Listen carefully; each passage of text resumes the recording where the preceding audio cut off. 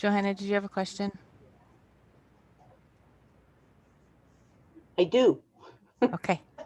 Can you hear me? Yes, I can.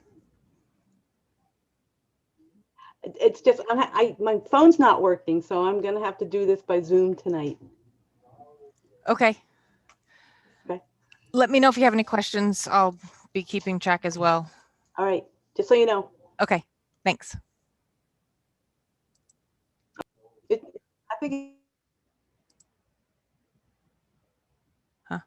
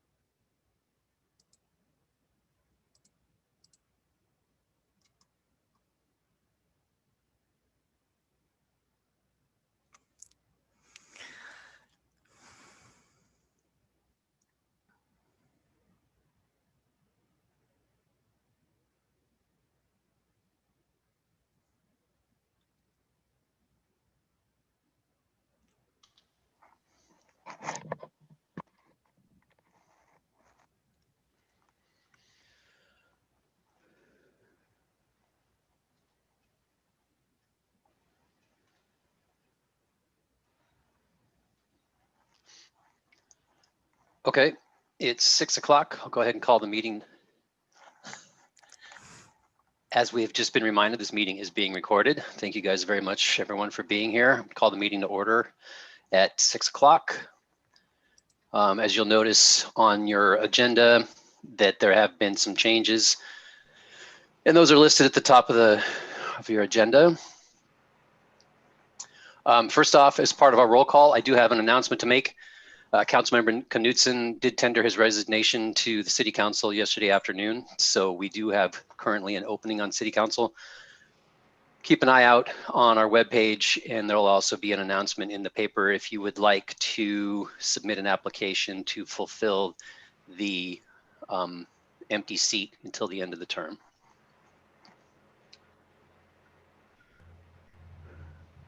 Okay, up next is the consent agenda. I would entertain a motion to approve the consent agenda. Motion to approve the consent agenda as presented. Second. All right, we have a first and a second. Is there any discussion? All right, I'd like to do roll call for the vote. Amy? Aye. Robert? Aye. Paul? Aye. And Annie? Aye. Thank you.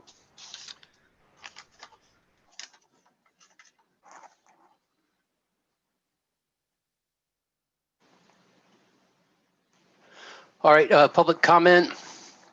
We do have quite a few emails that were submitted for the public comment portion of our meeting. Just based on the amount of attendees that we have, I'm guessing that there's some additional comment, or at least we'll make that opportunity. Please keep in mind that not all items on the agenda tonight will be soliciting public comment. So if there is anything that you would like to present to the council, then this is the perfect time to do so. I see one hand, couple hands coming in. Scott, I also have 4 comments that people would like to be read. A couple of them did not make it into the council packet. Do you want those before or after the remaining public comments? Let's do that before.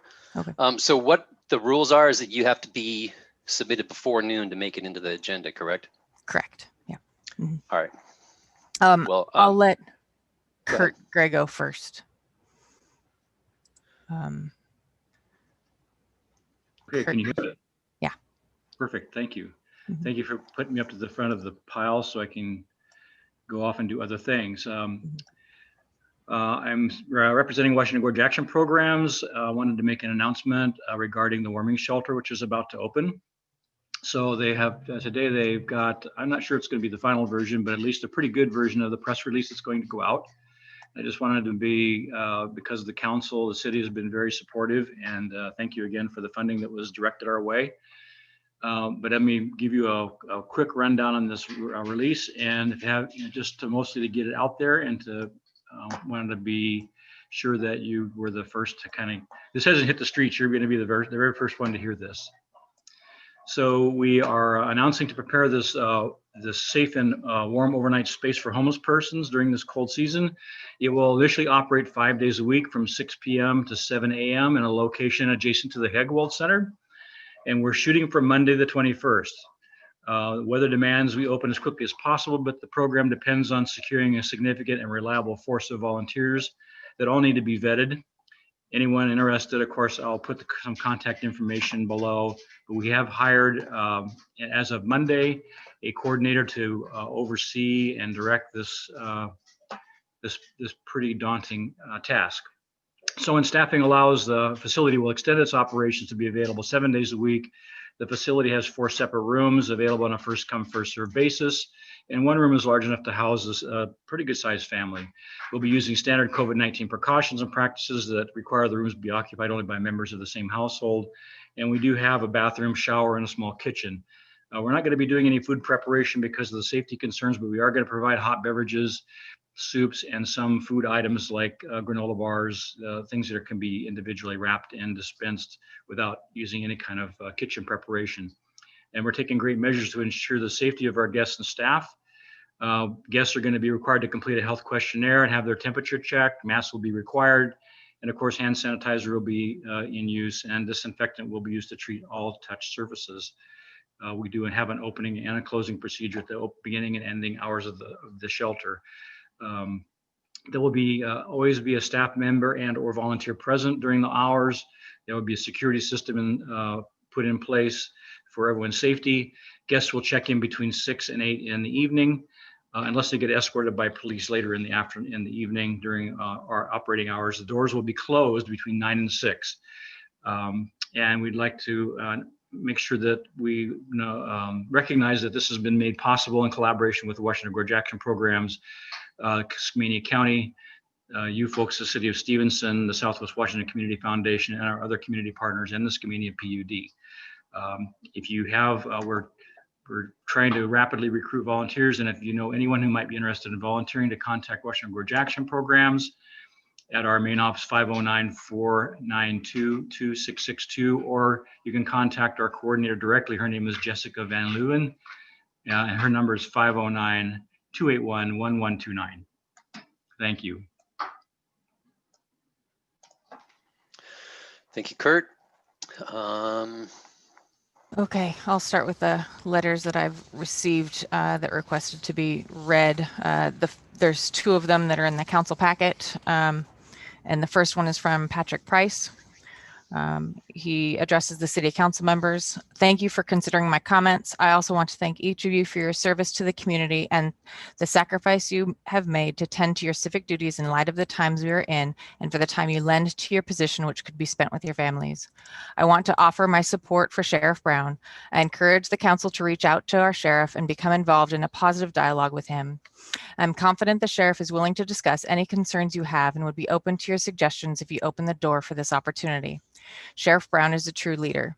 He is responsible for a highly trained group of men and women who serve and protect our community as well as for the safety of the citizens of our county. He has demonstrated his adherence to the Constitution, which is in his contract with the people who elected him. The sheriff is elected by the citizens. The governor is not his boss. The city council is not his boss. Neither are the county commissioners, the mayor, or the state attorney general. Local government cannot dictate how he enforces the law. The city council has no authority or aptitude to attempt to do the sheriff's job or coerce him to perform in any way they feel is necessary if the sheriff is doing his job per the Constitution. All citizens have the right to see that the sheriff is following the Constitution.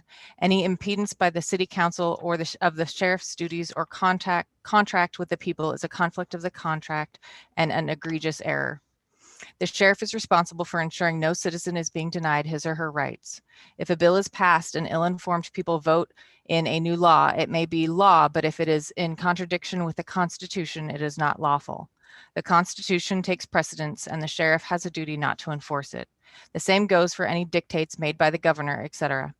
Unless our legislature has amended our Constitution or made a constitutionally valid law, the sheriff is right not to enforce a mandate which deprives a citizen of their rights. It may be prudent to encourage all citizens to read the Bill of Rights, which are not rights given to us by government, but are inherent rights we're born with, which no government or person can take away from us. The government is not responsible for our individual healthcare decisions, and they cannot tell us who we can have over to our house and if we must wear a mask or consent to a vaccination. In closing, I encourage the council to consider a role in working with the sheriff to help him do the job he was hired to do. And if there comes a time where our sheriff is conducting himself contrary to the Constitution, let him know your concerns. Sincerely, Patrick Price. The next one is from Charla Schumann. Dear council members, please include the following in the packet and public record. You may also read this at the city council meeting. I've lived in Skamania County for over a decade now and have seen many changes take place here over the years. While not all of those changes have been bad, this past year has really brought awareness to injustices in our community, such as racial inequality and lack of mental health resources and funding, the latter being of major concern here in our county. It saddens me to see what was once, in my opinion, an institution of honor and integrity turn into merely a building for political showboating. It further saddens me that protect and serve seems to be a thing of the past here, as Sheriff Brown and the rest of the staff have made perfectly clear by their refusal to participate in acts that would mitigate a global deadly pandemic, such as wearing masks. I find it ridiculous at best to continue to feed such an insane amount of money into an organization that refuses to abide by mandates laid out by our state's governor, regardless of our leader's political affiliation. I would ask who wins in that situation. Sheriff Brown, who gets an ego boost by those in agreement with his views, the thousands of people who have died of this virus, the countless families now missing a loved one. It's honestly heartbreaking. The words defund the police have never and will never come out of my mouth. In no way do I think we should completely abolish our police department. However, I do believe there needs to be a reallocation of some of the funds that go to that department for a multitude of reasons. As someone who personally struggles with mental health issues, I can honestly say that resources for help in that area are lacking in our county. Expecting an officer with no training in dealing with someone experiencing a mental health crisis to respond to a call and appropriately handle the situation is preposterous, which only brings attention to the fact that more funds need to be going to mental health services. I would take that a step further and suggest the police shouldn't even be responding to domestic violence calls, at least not alone. I feel that we would have much better outcomes and resolutions if domestic violence advocates were also on such calls. Again, what special training to police go through to prepare themselves for these types of situations? We need to stop expecting our officers to handle every single situation, even though they're ill-equipped to do so. Until we realize and start acting as though we really are all in this together, nobody wins. Forming ridiculous posses, refusing to wear masks, not appropriately handling the situation at Granny's, etc., helps no one. There are very real and very large problems within our community that need to be dealt with, but that will never happen if we're all focused if all we're focused on is the fact that masks are uncomfortable. Respectfully, Char. Let's see.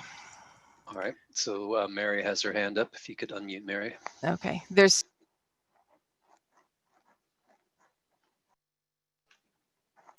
Mary, you should be unmuted Okay. now.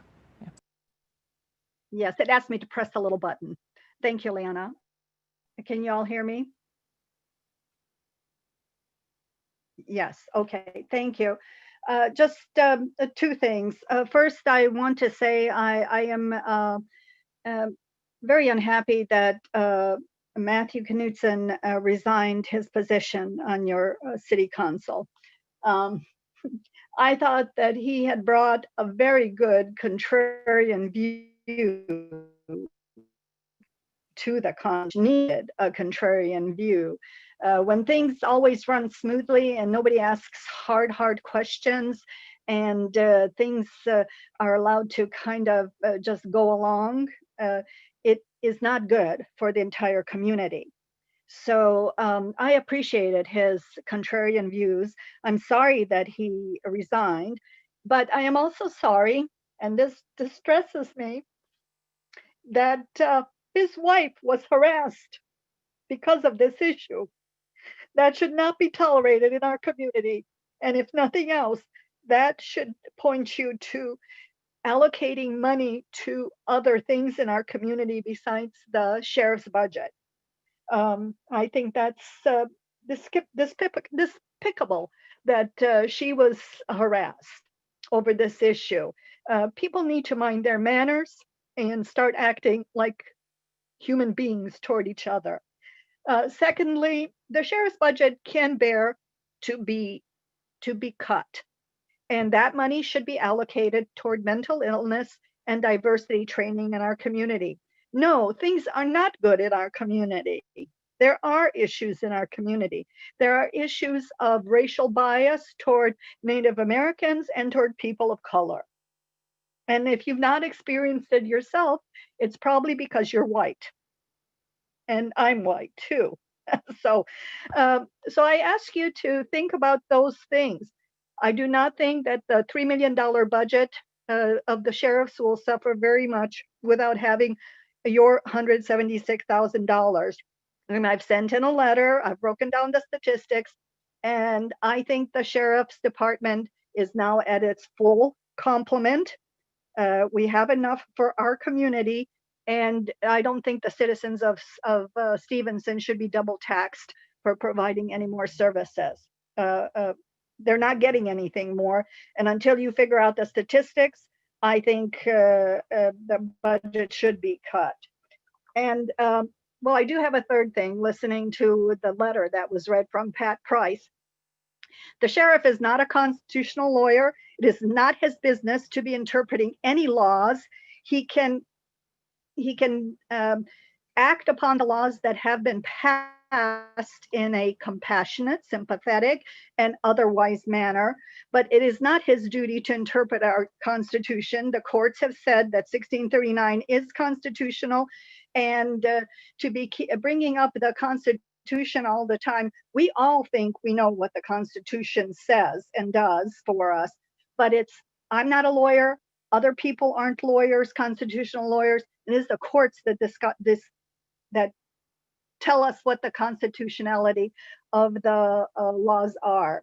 And the government is us. You are us, basically. You represent the people. And if the people vote on something, unless it's declared unconstitutional, it is the law of the land, and his attitude doesn't count worth a diblick squat.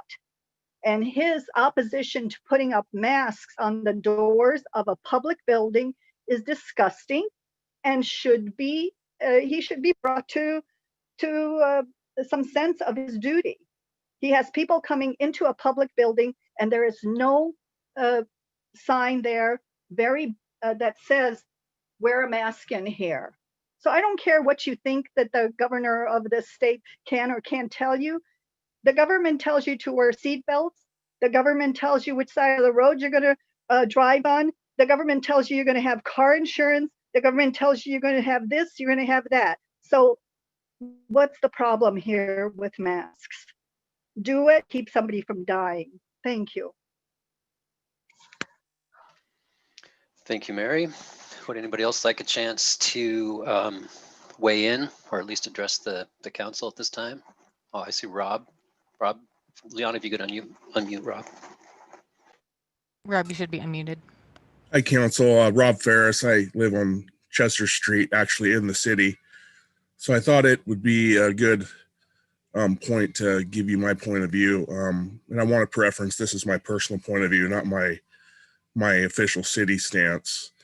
In regards to the whole law enforcement interlocal agreement, I think you guys need to focus on the deliverables and take the mental health debate up as another action item. The sheriff's office isn't the mental health department for the county.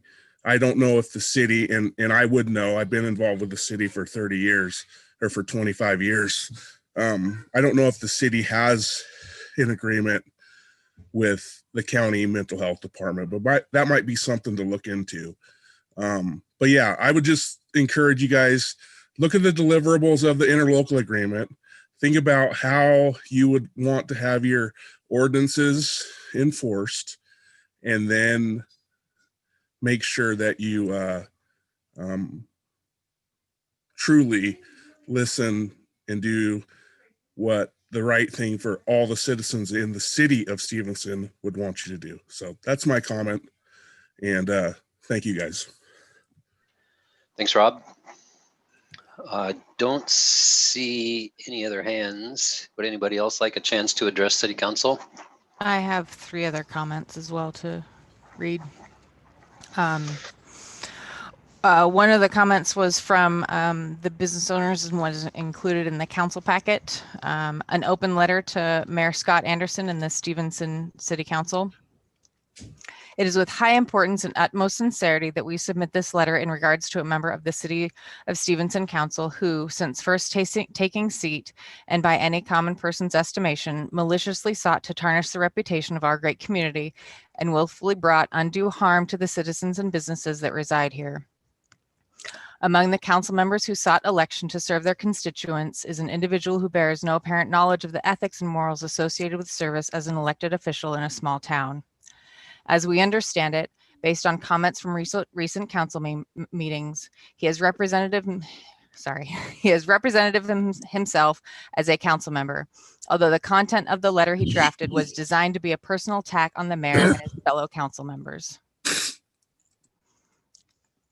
As we understand it, he may be being sued by a fellow council member for committing a written comment to the city's YouTube channel, and that this comment was not only defamatory, but potentially libelous. This lawsuit will likely cost the city and staff and city attorney time, thus the taxpayers' money. As many of us have personally witnessed, and as most likely is enshrined on local social media pages, he has commented or remarked inappropriately on many public business and community pages, again without clarifying they were personal comments as opposed to the collective opinion of the council. These comments include what can clearly be considered veiled hope that community members would suffer harm or loss, insinuations that the city and the county, Skamania, residents were uneducated and deserved what they get. It does not appear that Matt Knutson has created a situation amongst the city council and within our community that is near a tipping point. His snide, rude, unethical, and immoral commentaries are only adding to the angst felt by many in our small community. His comments, which are so front and center and most vociferous on public-facing pages, could lead to real harm to our businesses if they have not already done so. It is with this in mind that we ask the City Council to do what they can to silence Matt Knutson. We formally request that the City Council censor Matt Knutson and frankly make a censure at each meeting of the council until such time as the electorate can get him recalled from office or his term expires. There were 2 pages of signatures, and there were some in the community, in the business community, that didn't want to sign for fear of retaliation. This letter is from Julie May, and it did not make it in time, so it is not included in the council packet, but it was emailed to the city council email address, so you do have it in your email. It's dear city council members, I was detained from getting this in earlier today, and I do apologize. My wish is to have this in the packet, and so may need this to be read out loud to be included, so any help to achieve that is appreciated. I had a few thoughts to reiterate around the budget discussion for the Skamania County Sheriff's Department. First off, I'd like to thank all those working in the department for their work that may feel thankless and under the radar at times. Sometimes we are not clear on all that goes into all the jobs and the stresses of what is entailed. In terms of some budget line items, I would really like to see more money allocated to mental health services, as this would go towards a great need in our community and also have the benefit of lifting some burden off the day-to-day calls and stresses that are put on the officers called in for mental health issues and crisis moments. There is great need. There is more to be funded. Please heed the call that others have mentioned as well toward funding more directly to the mental health funds. It would be appreciated. I would also like to encourage any and all continuing education around things that can strengthen sensitivities to what officers and even staff may encounter these days. These include understanding better about minority needs, and also I would say we could all use more understanding and instruction around a subject called being trauma informed. Any tracking for what these types of trainings, continuing education areas are that are covered any given year seems to be prudent and just good accountability. Thank you for considering these important items and setting up ways to track so we can all understand how the budget plays out in reality. Respectfully submitted, Julie May. And the last one is from Kathleen Fitzgerald. Again, this one did not make it into the council packet in time. Dear Stevenson City Council, thank you for this opportunity to address this critical issue during these trying times. As a business owner and citizen of Stevenson, Washington and Skamania County, I feel it's important to voice my opinion and position regarding the Skamania County Sheriff's Office and defunding, or what some people call reallocating funds away from the Sheriff's Department. I have extensively researched the Antifa BLM issues going on in Oregon and Washington. I have seen the result of defunding the police in the larger cities. I think it would be a terrible mistake to defund or reallocate any funds away from the Sheriff's Department. We are going to need a very strong law enforcement in the smaller communities outside of these larger cities. If we defund our law enforcement, or as they say, reallocate funds, which is the same thing, I believe we'll be making a terrible mistake for our future security of this community and of Skamania County. Sheriff Brown is an outstanding leader. We can trust him to make sound and critical decisions for our community regarding our safety. With the current environment, I would strongly suggest that the City Council fully fund the Skamania County Sheriff's Department and give Sheriff Brown whatever he needs to keep our community safe. We can all work together to make sure our community has the mental health services that it needs without taking it away from law enforcement. Thank you, Kathleen Fitzgerald.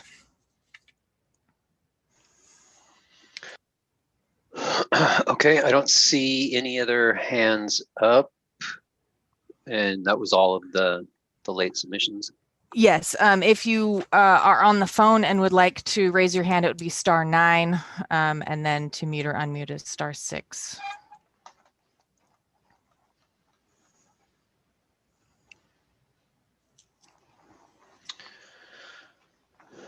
Okay, I don't see any other hands up. We are going to move into our public hearings.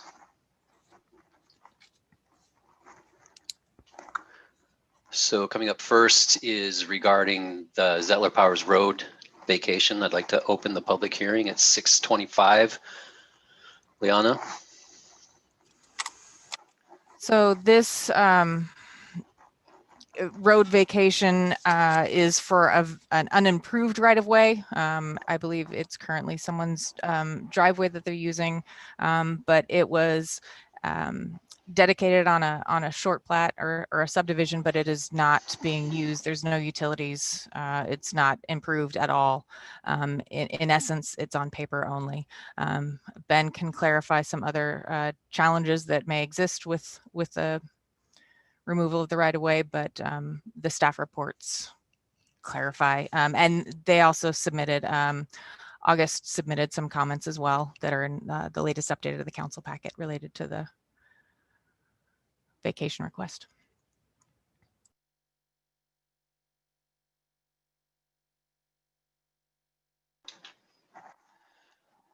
And do you have a report, or are you just going to prepare to answer questions?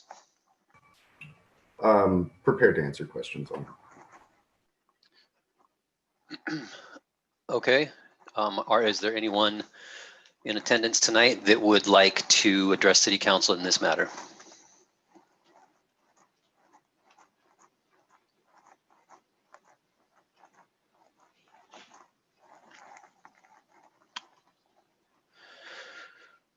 Okay. Going once, going twice. Anybody who would like a chance to address City Council? All right, I will close public hearing at 6:27. And now for discussion. I've never participated in this process in the years that I've been on city government. So which one of you, Ben or Liana, wants to just give kind of like a 30,000 foot overview of, I know we talked at the last city council meeting about what happens to the property, whether it's a right of way or if it's city owned, those sorts of things. But can you guys just help us out with process, history in general on road vacations within the city? Ken, do you have better background on that? Or Ben? Sure, sure. Well, RCW 35.79 defines how a city can vacate a road that's a dedicated road or part of the city's right-of-way system. It doesn't apply to fee-owned roads, meaning that if the city has the title to the road, that wouldn't apply, but that's not the case here. If the city, the purpose of this public hearing is to allow the city council to hear input from the public in case anyone is in opposition to vacating the road, or to allow staff to present reasons why the road should not be vacated. Absent that, if the council doesn't see there's a future need for this road that was dedicated as part of a historic plat, then it's appropriate to vacate it. You don't have a legal obligation to vacate it. It is not a quasi-judicial decision that can be appealed. The only time where kind of a layer of complexity is involved on a road vacation is if that road accesses water, like a body of water, then there's a process the city has to follow to ensure that the public still has access to that water. But that doesn't seem to be the case here.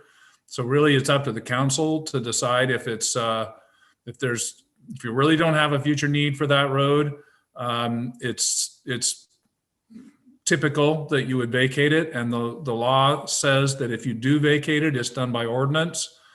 And that the result of that ordinance is that the road will be vacated to one half to each adjoining property owner, unless it was part of a short plat or subdivision where one lot conveyed the entire road, in which case it goes to that whoever did that conveyance. I think in this case, if I'm not mistaken, Ben or Liana, this was just a right-of-way that was created through a plat process, and it would probably then go one half to each of the adjoining property owners if it isn't then vacated.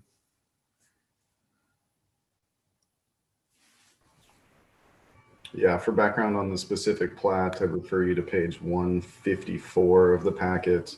The area we're looking at is just a 20-foot wide tail of a lane that goes in south of lot 18.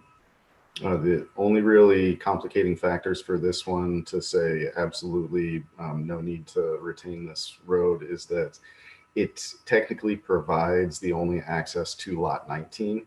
Lot 19 and lot 18 are owned by the same individual requesting this, and the home straddles that lot line. So the likelihood of that being necessary for 19 is not emergent right now. However, at some point in the future, it could be a complication where that lot would be landlocked. I think in the staff report, I provide some examples of how we might address this. The one that I would recommend for this would probably be recording of a covenant saying that if lot 18 and 19 are ever sold individually, that an easement is granted to 19. And then the other complicating factor is what Ken just referenced, where we don't have much of a choice, is that half of that would go to lot 14 to the south.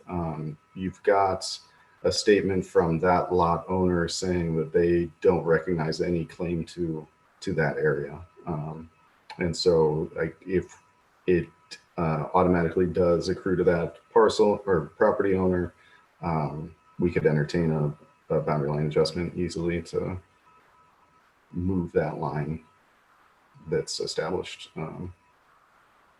wherever it's established if you decide to vacate it.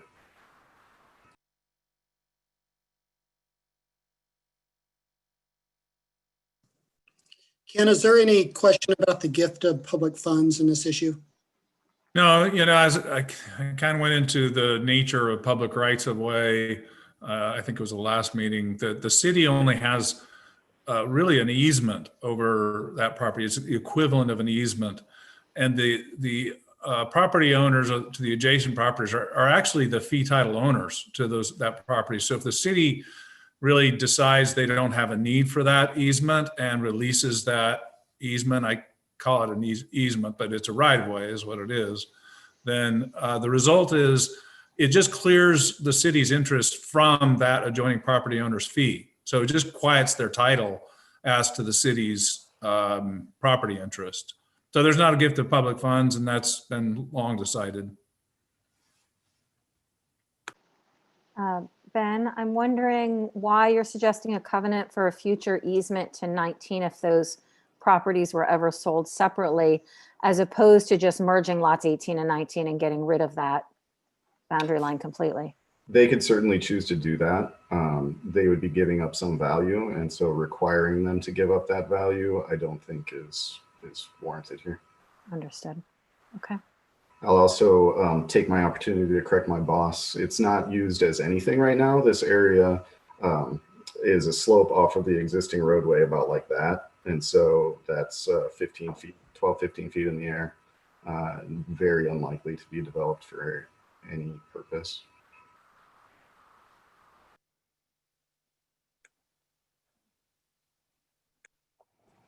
Are we ready for a motion? Well, actually, I have one more thing. Sorry, Amy. What is the downside of pushing this through? Is there one? Anything that we need to consider as a potential repercussion down the road?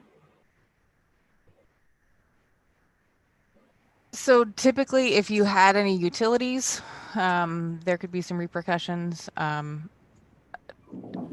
Again, I think the land use concerns as far as access to lot 19 was the only thing staff could really see, and that can be addressed. Yeah, Andy, if you were to look at that little piece there, if we had any utilities underneath there running the lot 19 behind it, we'd have an issue. But if they were to try to sell lot 19, they wouldn't get title insurance for it unless they had that access issue done. So yeah, I don't see any downside to the city. Okay. Thanks, Matt or Robert. No Sorry. problem.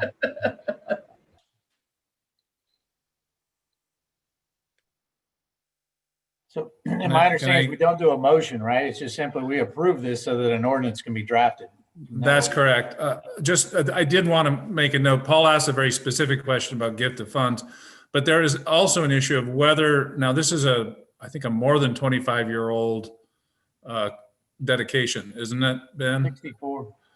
If it's more than 25 years old, or if the city had to pay money to buy it, which I don't think was the case here, but 35.79030, it says that if the street or alley has been part of a dedicated public right-of-way for 25 years or more, or if it was acquired at public expense, the city or town may require the owners of the property abutting the street or alley to compensate the city in an amount that does not exceed the full appraised value of the property.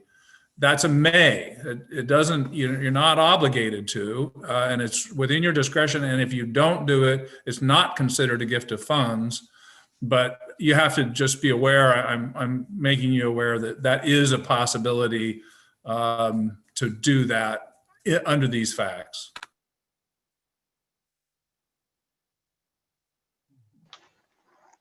So is there a motion to be made?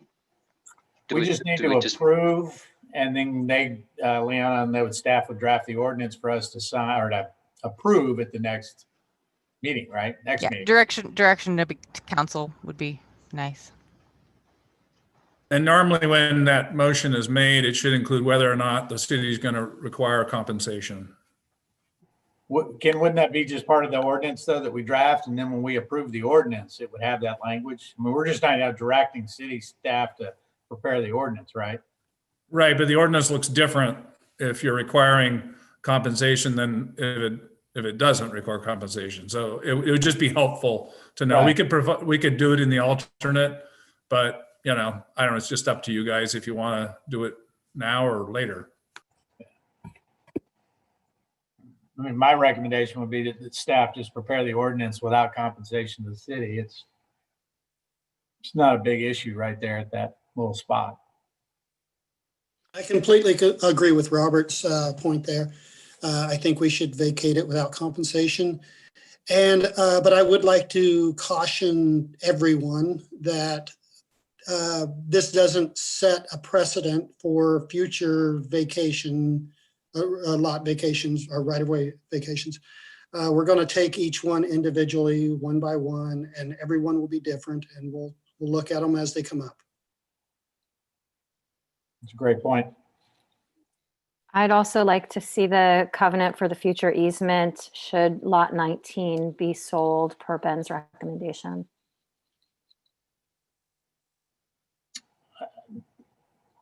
So are we looking for I still don't know if I understood the answer to this. Are we looking for a motion or direction to staff?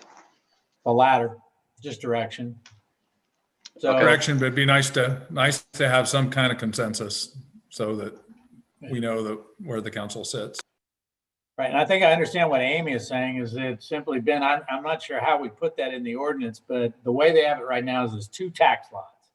And if they were ever to try to sell tax lot 19 separate and distinct from 18, I think what Amy's asking is that we put in that ordinance that they are required to make the boundary line adjustment, which would mean they were selling lots 18 and 19 at that time. Because you wouldn't join the 2 lots and then sell half of it again. Well, I was suggesting not a boundary line adjustment, but an easement so that lot 19 is not landlocked. Right, I'm tracking the exact on that, but what I guess if the house is currently built on their property lines between the 2 lots, they would have to actually move lot 18 back up into 19 to create a sellable lot. And then you're right, they would need an access road to that as part of creating that new lot.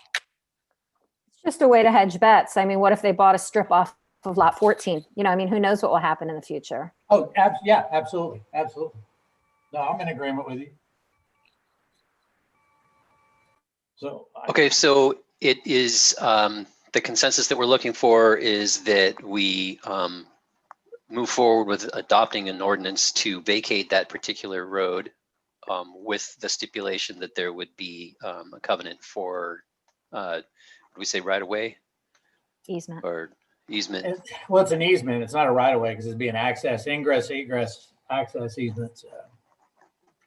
All right. I think, Is that a fair summation?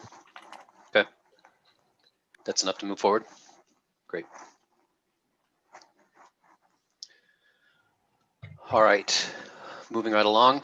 The next public hearing will be regarding the vacation of No Name Road. I'd like to open the public hearing at 6:41. Liana, do you have a report? So both the Public Works Director and Planning Director have submitted staff reports on this. There's also a comment in there. So this road is by Iman Cemetery. It's used more often to access Rock Creek illegally through private property than it has been used by either the neighbors or the cemetery district. The cemetery district has submitted comment. I believe Pat Rice submitted comment, and then the Dobleys had submitted comment that they would like me to read into the minutes, but I'll finish the staff report before that. And I think one of the concerns from the public works side of things is if the right of way is vacated, there would need to be fire apparatus access turnaround remaining. We do not have any utilities in that area, but it is an improved road, so it is paved, providing access for its length. And then I think Ben was talking about the access to another lot that's back there as well. So there's a similar access challenge, which would need to be addressed as well.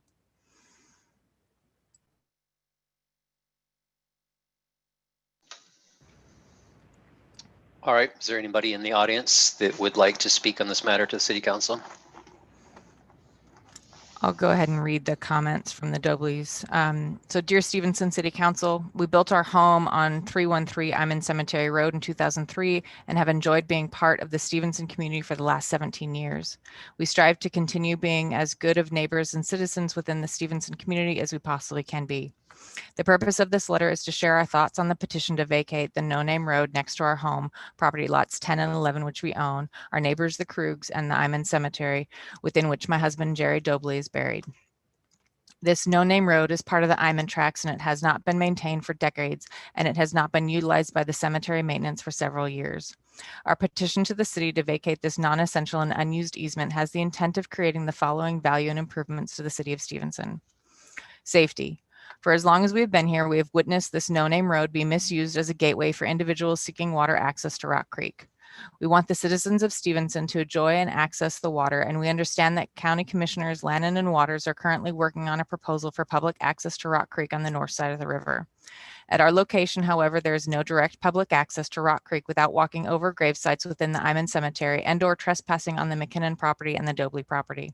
This behavior, by as many as 20 to 50 people per day, has created a regular disgrace to the grave sites within the cemetery, an abundance of trash and litter, vandalism, and ultimately a robbery of our property during the summer of 2018.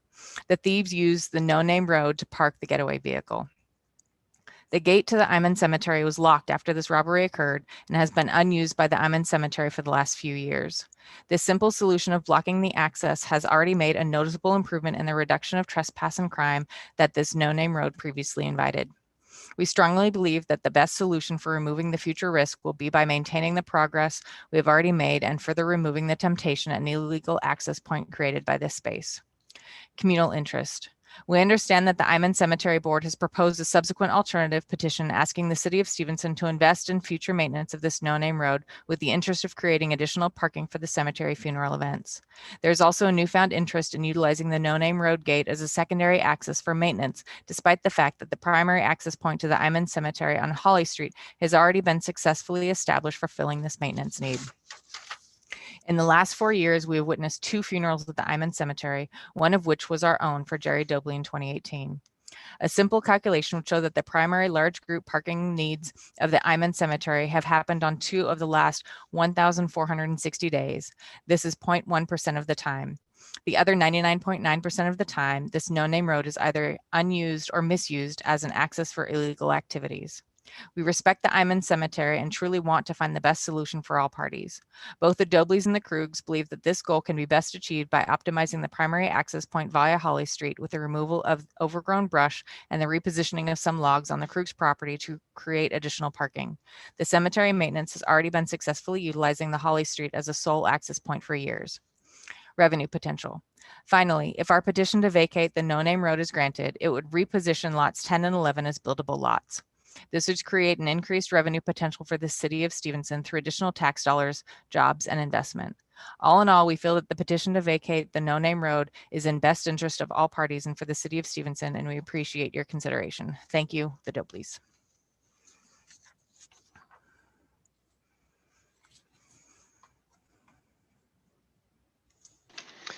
And that's all the submitted emails that we have.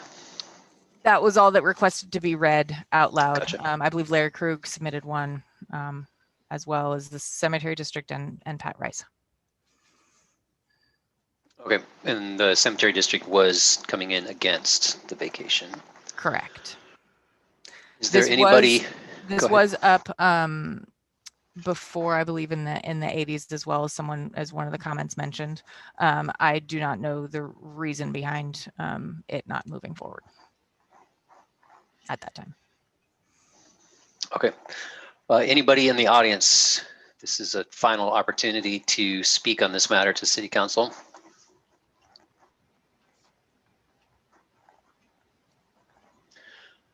All right, I'd like to close public hearing at 6:47. Deliberation. Can I raise a point? Please. Looking at the plat map for this, it looks like this abuts Rock Creek, does it not? This one does not abut Rock Creek. It's the one that we'll be voting on to set a public hearing date that does. It's that last section of Iman Cemetery that will abut Rock Creek. This does not. This parallels So what Rock we're Creek. describing is, oh, it's parallel. Okay, so it's the little part That's that's a just a little square. rectangle? Yes. Oh, okay. Never mind. But again, I wanted to ask to make sure I understand it. The way that the property lines are drawn on that recorded track map is Iman Cemetery Road goes all the way to the middle of Rock Creek per its boundaries, correct? That's what it looks like to me, yeah. Okay. And I think the Dobley house is in what looks like lot 9, is that right? And lots 7 and 8 are vacant, right? I mean, because my understanding, and I appreciate everything the Dobley said. I just want to make it clear that if someone were to walk straight down Iman Cemetery Road and keep going straight, although it's a little difficult to fall off that cliff, they aren't trespassing if they go into the water at that point, right? Correct. And we'll address those at the next public hearing in more detail, but it's a cliff. And so there really is no water access. Right. But what they end up doing is they end up going through lot 11 and on the backside of the cemetery and through the McKinnon property to access Rock Creek. Right. I mean, it's just down the street from me. So I understand what people do. But I guess what I just wanted to in my head, first time looking at this, if the city were ever to want to try to figure out if we could make public access, we could do it at the end of Iman Cemetery Road, assuming there's a way engineer a switchback down to that water right there, correct? Right. I mean, And the standard is not whether it provides access or good access or bad access. The standards is whether it abuts. And legally, it does abut. The Iman Cemetery Road does abut Rock Creek. In fact, as you observed, goes right to the middle of Rock Creek. So any vacation that would include that part of the road would have to go through the 35.79.035 process. It has to by law. And so I just pointed that out for council's discussion, because when I looked at this map tonight, I was like, wait a minute, there is an access point. It might not be feasible, but it's there. Go for it, Amy. So I troubled Carl, who was generous enough with his time to take me over there, and I walked this property, and I met the Krugs and I met the Dobleys, and what I would like to see, it's a complicated situation with a number of different interests and people who want to see different things happen. What I would like to see happen, I think, is that this be kicked down the road just a little bit, and that we have an opportunity to call together and this was before I listened to Robert and Ken's little back and forth there. But what I was thinking is it might be nice to talk to the county. I did have a talk with Tom Lannon, but to understand a little bit more about what potential future access to Rock Creek might be for folks. My concern with accessing Rock Creek from here, aside from the fact that it's a cliff and a drop off, but if for some reason you could mitigate that, it's above the falls instead of below it, which gives me some pause. I would much rather see public access below that point in terms of safety. But I'm not quite prepared to give this up yet as a sort of a bargaining chip to see what can we make happen for the public to access Rock Creek. So that's my feeling on it. If we could get the Dobleys and the Krugs and the McKinnons and the county and the city and maybe Parks and Rec, you know, part of the county, but you know, all together to consider what could we make happen on Rock Creek, because it's a huge asset, huge, especially as we see more and more development happening down there on Rock Creek Drive. And it could also be a huge liability in the way that Dugan Falls is a liability to our neighboring county. So it has to be thought of carefully, and it's not easy, but I think it's worth considering. Amy, so you're saying the high school kids can't go jump 40 foot anymore? I'm saying I want to preserve access to 40 foot. Right. So the high school kids can keep jumping 40 foot and not have to go all the way up the third bridge. Sure. I get it. And so, you know, families can wade up the creek and get wet when it's 120 degrees in Stevenson because of climate change. You know, like. No, I mean, I live here. We use that. We walk Yeah. through the cemetery and you go through the back and then you do that. But it's lots of kids, lots of people, lots of families on hot days. But I'd like to redirect those people so they're not trespassing through that whole, you know, area and not endangering themselves, and have them come in from the bottom or from the north side. No, I agree with you, but that's the thing is when you said below the falls, you know, the 40 foot, then it drops down there and you've got that pretty good run and then it gets to the 60 foot drop. Okay. So there's pretty much in that area, it runs pretty fast. So it's kind of, that's not safe really at all for just, you know, normal folks. We got the kayakers who try to do that every now and then and jump 60 foot. I just think it's worth having more discussion and more creative thought about it rather than trying to just pass it without thought. You know what I mean? Oh, I'm not in disagreement. I mean, the Krugs just built their house, and so that's sort of the issue here. It's a beautiful, lovely home right there. So, yeah, I think we should work together with both landowners. And there's going to be a lot more landowners in that vicinity, as you know, soon. So trying to get something squared away before too many more people are in there would be probably a good idea. Yeah.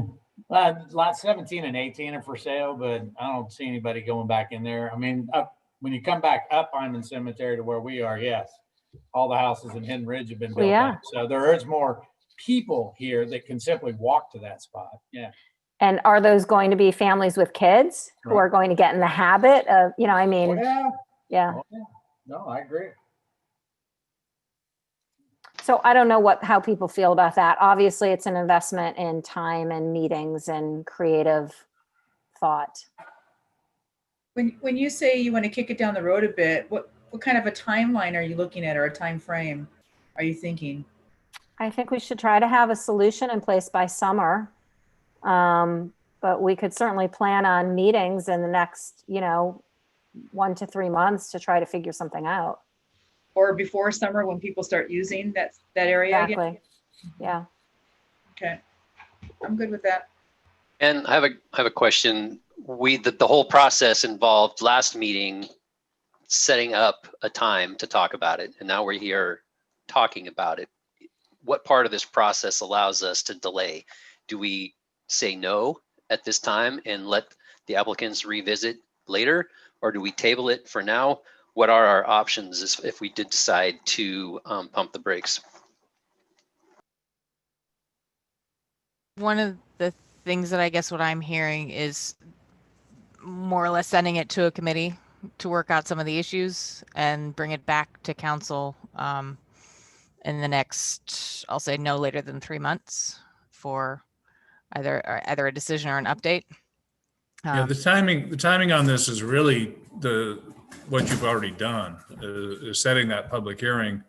You're obliged to do that within a time frame, but after that, you can deny it. But I think Amy's idea of revisiting it is sensible and allow you to do a little further fact development. I don't see there, it sounds to me like the council is just being reasonable in making sure they understand all the issues and have looked at, all the public interests involved. So what you're proposing would be completely legal and reasonable.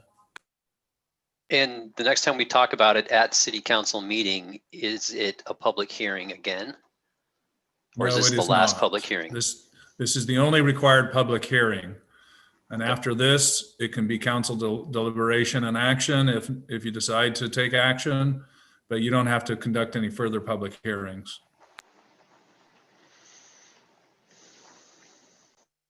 Paul, do you have any thoughts?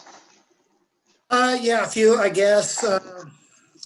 Most of what I'm thinking has been said.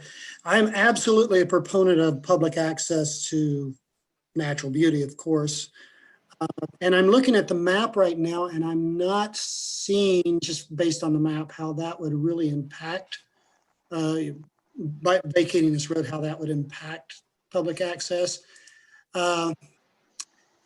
So what I need to do is get my boots on the ground up there and look around, because that's just not where I typically go to when I go down to Rock Creek. So I would like to see it in person before I make any big decisions. So I guess kicking the can is probably where I am too.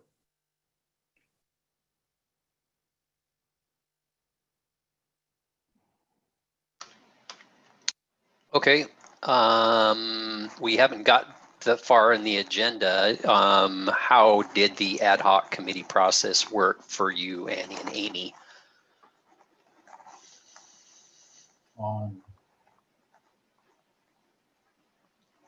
You mean with the budget and the? So I guess it was a misleading question. Yeah. I don't know that we've taken advantage of an ad hoc committee in the past. Mm-hmm. So it is a way to continue the discussion without having a special meeting or worrying about a quorum. So I was just wondering how you found the experience. Is it something that you feel would be a successful tool in this endeavor as well? I do. I think we had some very potent conversations with the people that we needed to speak with. Liana did a fantastic job organizing all those conversations, providing the research and materials that we requested to help us make those decisions. And it was quick. It was really quick. I think everyone involved in those conversations responded very well and came to the table willing to hear each other out. So yeah, I would vote in favor of another ad hoc committee for this particular topic. By way of clarification, an ad hoc committee doesn't make decisions, but Right. That's okay. I know what you're saying, Annie. Yeah. Prepare to make recommendations. Right.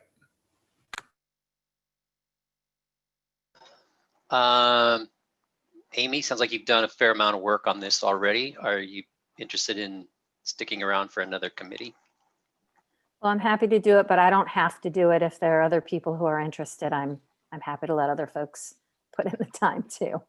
Robert? I would be interested, Scott. Okay. All right, so we can only have two. Robert, do you have any interest? I mean, I have interest because I live up here, but I don't have any time.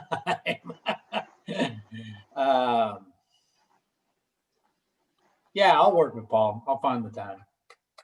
I mean, it's in my backyard, so I ought to be involved in it. So, yeah. Very good. And who do you guys feel would be your best staff representative in this? Liana or Ben? Or Carl, for that matter? My guess would be Ben, just because it's kind of seems like a planning type issue to me, but whatever. So Ben Carl's got Rock Creek jumped away. behind him in his backdrop. What are you talking about? We can talk about it at the staff level and still all three meet with you and kind of determine who's going to be point on that. There we go. Very good. So it sounds like at this point, the answer is not no. So may I make a suggestion? Please. To be invited to whatever future meeting is held would be those 4 property owners up there. So that's the Cemetery District, the Krugs, the Dobleys, and the McKinnons. And then I've spoken with Tom Lannon. Kevin Waters was mentioned in the Dobleys letter, I believe. I don't know if you want to involve the EDC or not, but then certainly if there's anybody on the Parks and Rec side, that might be helpful too. Mr. Mayor, I don't know if you closed the public hearing, but you do have a hand. I did close the meeting. Does that go away?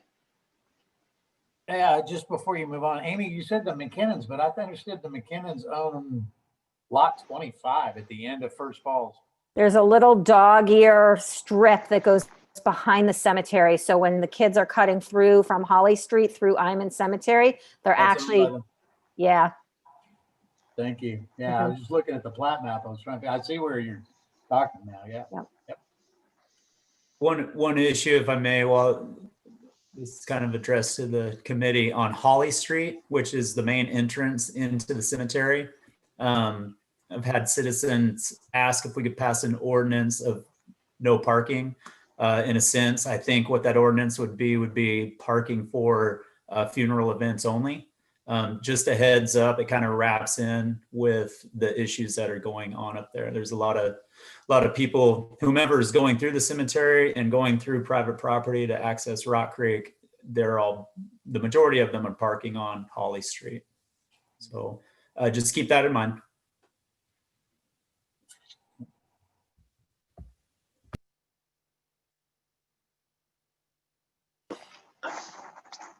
Remember that mute button. Is that you, Ann? I don't know if you're trying to chime in on what we're talking about now. Public hearing has been closed. Did you have something else that you wanted? Well, we're closed. Well, I guess I'm not going to give her a chance to unmute her. Can you unmute? I'm assuming that's Ann. You're Can you- unmuted. Can you hear me? Yeah. We can. Yes. I apologize. I didn't realize that you closed the public hearing, but I'm not certain that this comment actually would go to the public hearing since there was, I understood that the option of the public hearing was either to vacate it or not vacate it. But if I'm requesting that if city council is going to look at other options to provide public access, which could entail purchasing or taking of private property, which is the part that really concerns me for the folks up in that neighborhood, that the council consider another public hearing, even though it would not be required by law, according to Mr. Woodrich. So I would just ask that if at any point there is a discussion about taking of private property to provide public access, that a public hearing would be generated. Thank you for that comment. Sure, but that, just real quick, that is required. If this city council ever went down a condemnation road, we would have to have public hearings. Yes. Okay. A lot more Perfect. than just a public hearing. Yeah, we could not do that in a vacuum, although some people seem to think that legislative bodies have that power, but no, we don't have that power. Okay, and I certainly did not mean to imply that the council was planning that. I hope that No. nobody took it that way. No, But I thank you for understand. that. Thank you for that clarification, and thank you for letting me comment that wasn't really public comment for the public part. And just if I could follow up real quickly on that, since Anne's speaking reminded me, we probably also want to include fire or EMS in whatever that discussion is. And I suspect if anything happens, it's going to be a long and winding road, but at least a decision can be made on this piece of it at some point soon, perhaps. And if I heard you right, Amy, your concern was, let's not be too hasty. It's an option that needs to have further exploration that might not go anywhere. But that was just more time to, like I said earlier, pump the brakes a little bit. And yeah, anything that would involve property would, obviously, because we're mandated to do so. But the idea here is to keep the public as involved as possible. Thank you. Thank you. Okay. Public hearing number 3 R3 zoning text amendments. Ben? Sure. So this is the one the Planning Commission has been working on for a while. Our work on this has been funded by the State Department of Commerce through a grant they're calling increasing building capacity. So we're looking at the text of the R3 district. Many of the policies that were under consideration were recommended by the Economic Development Council's consultants in their buildable lands inventory and housing needs analysis. The staff report for this starts on page 170 of the packet. And on that, it lays out the 7 high-level policies under consideration.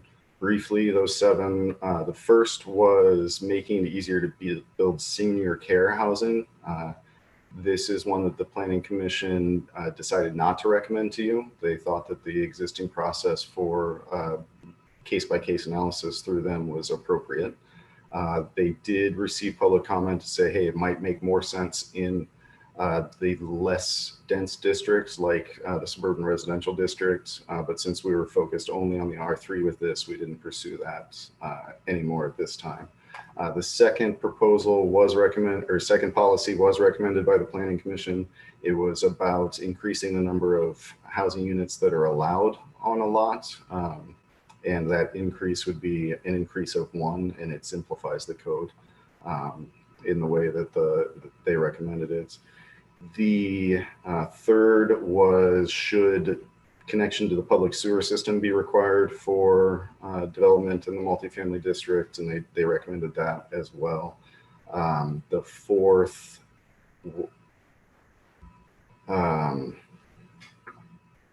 Can we just clarify that change? All of the lots that are currently in the R3 zone are already required to connect to sewer, so that doesn't change anything to existing change on lots. paper. Right. Yeah.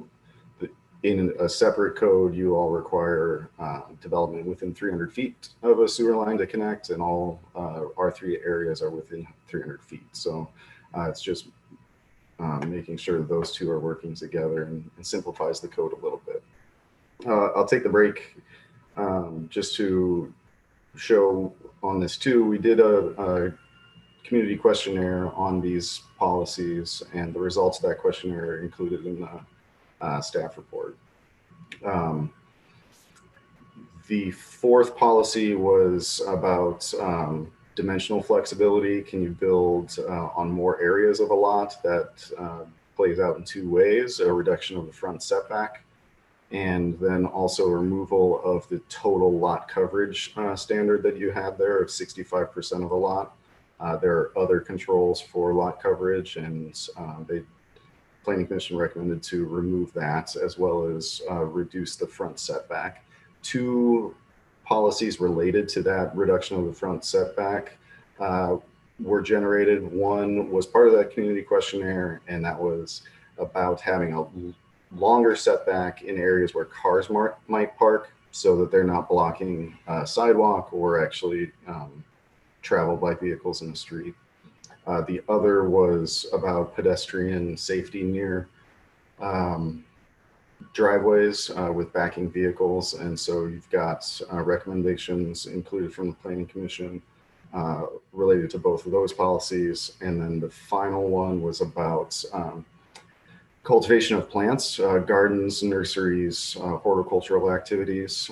Those uses hadn't been anticipated in the zoning code previously, and so the Planning Commission has recommended filling in the use allowances for those specific uses. So those are the 7 policies. I'll note, and this is something I want you to discuss, is the Planning Commission had recommended a note be attached to the dimensional standards of the table for that pedestrian visibility issue. Their recommendation is included in the attachment to the staff report. After that, I developed an alternative to that I think still accommodates the pedestrian safety issue, but it makes it a little bit easier to implement. I ran that change past 2 of the planning commissioners, and both of them are on the line now if they would like to contribute anything to that. too, but there was generally positive response to that. You all are seeing this for the first time now. We've done extensive public involvement at the Planning Commission level in this. There's an attachment that summarizes that. We have made a SEPA determination of non-significance, and we didn't receive any comments on that determination. So you are free to adopt this or hold it for a second touch.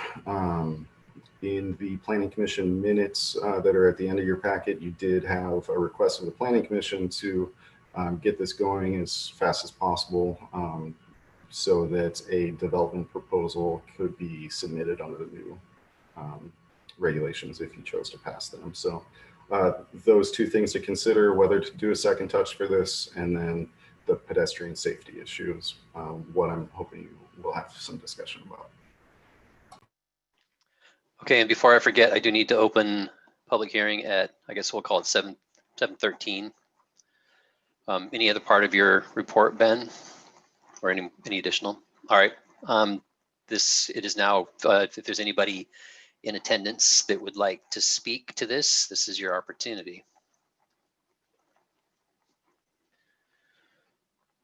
Okay, I think I saw Julie's hand go up first. If you could unmute Julie for me.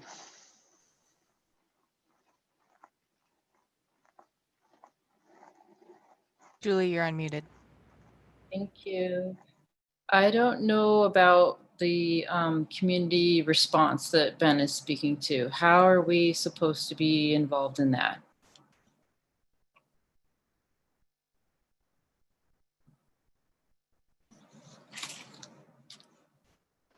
Ben, do you want to talk about how those comments went out? Sure. The staff report does include details on the community questionnaire that went out. So we sent direct mailings to all owners within the R3 district that had links to the community questionnaire. We posted that on the Facebook page when it was first available. We posted it again about a week before the page closed. And sent the same letter, the hard copy letter that went out in electronic form to property owners that I had their email address for. So it got the word out to all the affected property owners there. Okay, thank you.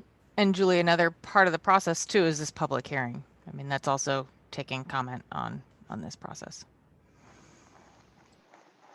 Great, thank you. I just was curious about, when you say public comment and how this is coming into you guys. I just want to make sure that there's lots of open avenues, in other words. And how you follow up on that, because I don't know how this is actually reaching people. I guess there's just a question there. What's your question, Julie?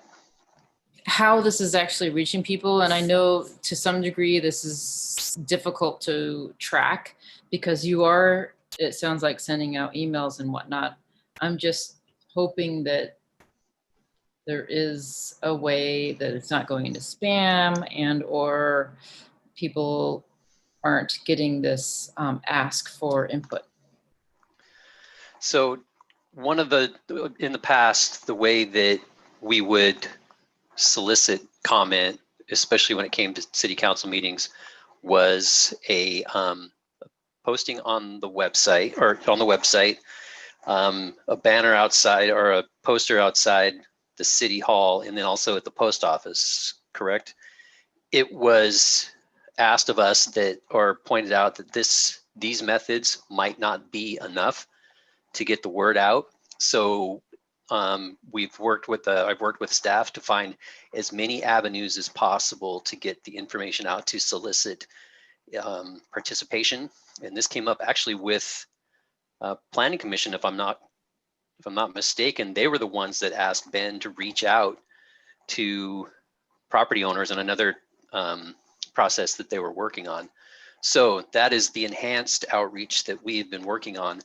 at the staff level to ensure that as much information as being possible in whatever avenue we have available to us.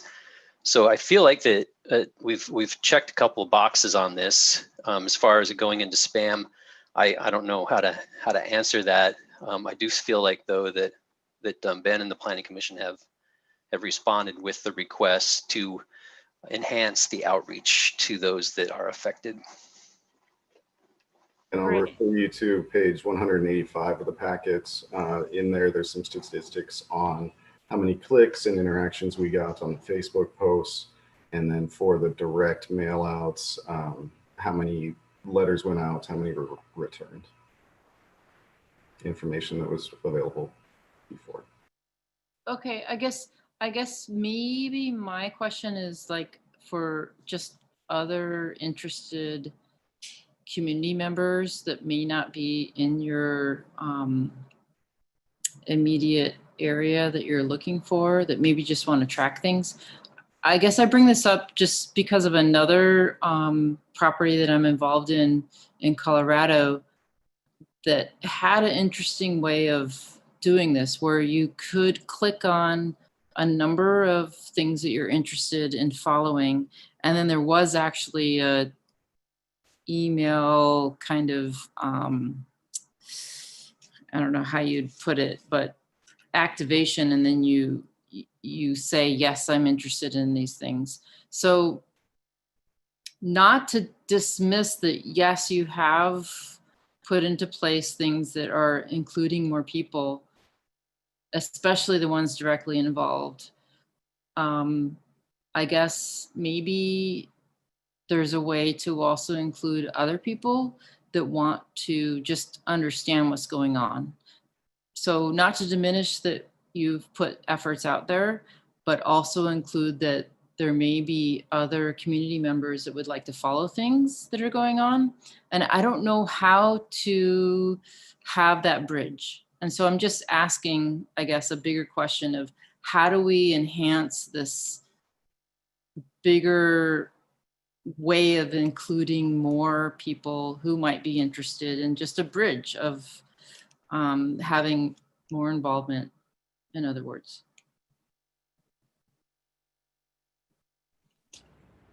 Okay, so that's certainly worth additional discussion. But as far as this particular R3 changes are concerned, do you have any other comments? Not in particular at this time. And if we want to talk offline about how we can have better linkage and interaction, I am totally open to that. So thank you. Thank you. Rick, looks like you're next.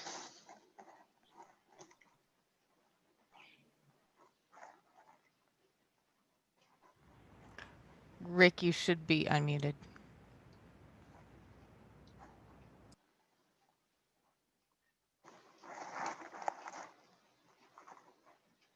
Can you hear me? We can. Okay, sorry about that. Thanks for taking the time. I'm under the opinion there are proposed changes in the zoning on properties currently not zoned R3 to R3. My question is how is the proposed changes in the R3 zone tied to these proposed changes of the properties that are currently not zoned R3 to R3?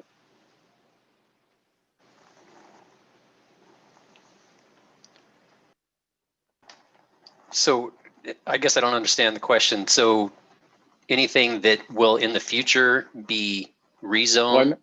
Well, I know that there is at least in the planning department, at least I'm under the opinion there is a significant amount of conversations going back and forth to change a portion of property, especially around schools, from their current zoning, and we're one of the properties. So we have properties R1 to R3. And then we're seeing changes in this proposed changes now to R3. And it appears like these two changes these two proposed changes may be tied together in one way or another. So that's my question: is how are these tied together? Because we're getting a change on what's allowed in the R3 zoning, followed by a proposed change of a significant number of properties to R3 zoning. So it looks like there's kind of a master plan here of which we're not aware of.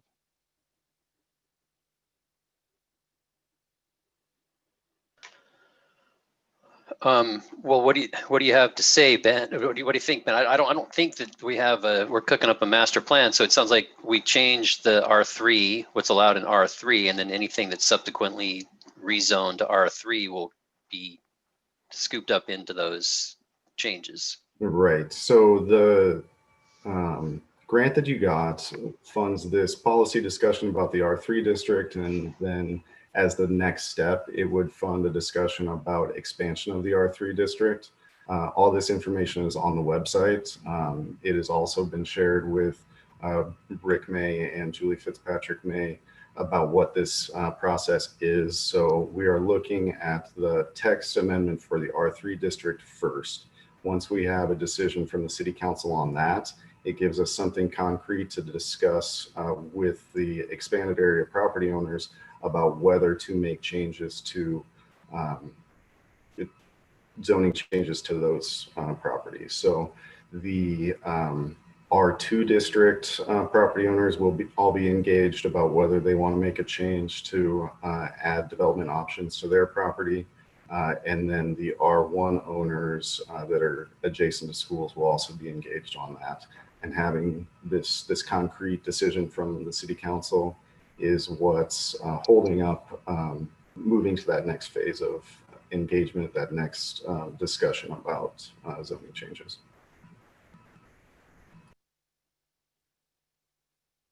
Great, thank you. Yeah, that's if we can get as much transparency as possible. I don't see any problem with these changes in the R3 zoning. I think they're well thought out, and I don't have any problems with them at all.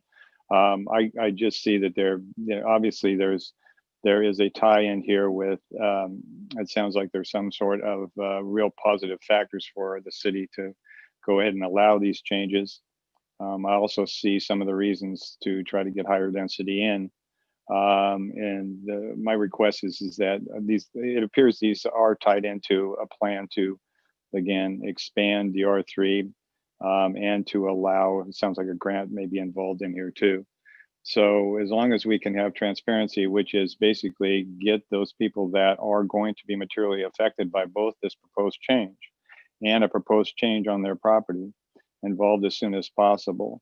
I'm just saying that it would be very, very helpful to have as much public involvement and transparency as possible, because it's going to make this process significantly easier.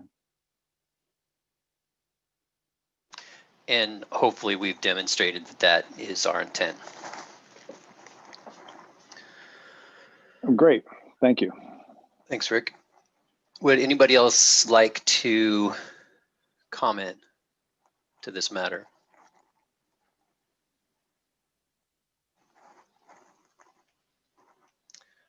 All right, I think we've just got the one lingering hand there. So we'll close the public hearing at 7:25. And look forward to your guys' thoughts. What are you thinking? Or Ben, just looking at the zoning map, the R3 that's the proposed area, is that still proposed? It runs along Rock Creek Drive, kind of comes up Ryan Allen, and so it's that property to the north of Rock Creek between basically Ryan Allen and the bridge. Has that been approved R3, or is that still proposed? Are you on the county assessor's webpage?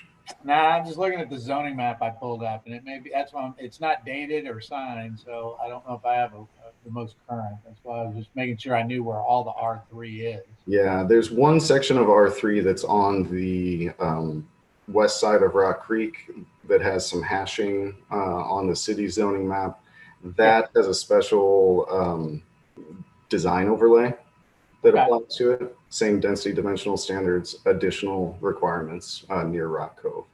The other area essentially straddles Vancouver Avenue. Mm-hmm. Going past from the school, yeah. Yeah, Rock Creek Drive, Rock Creek. up to the Cascade Village apartments, and then back down around Vancouver, Jefferson, toward the schools, and then over by City Hall. Right. And then you've got that little sliver of R3 up in the north end past the high school. Correct, yeah. That is Whitecap apartments plus some privately owned apartments. Right. Okay. Thanks.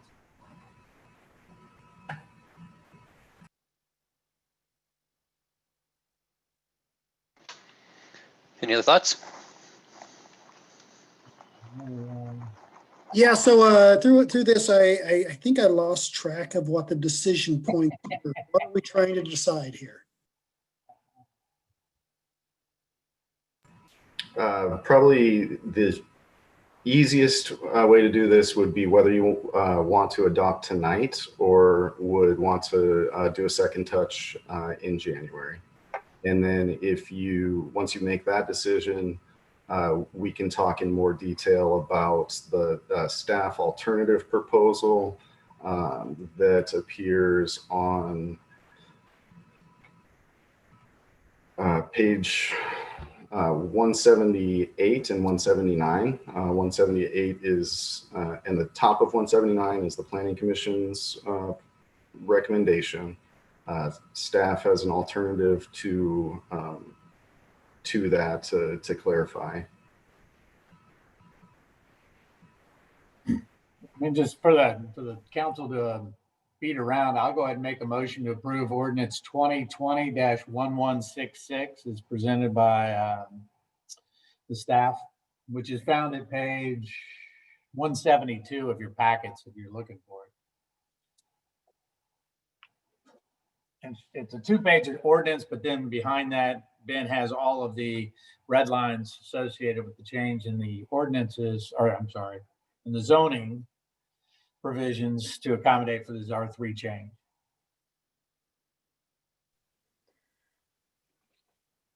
I'd rather see a second touch personally, just to give space for more public comment.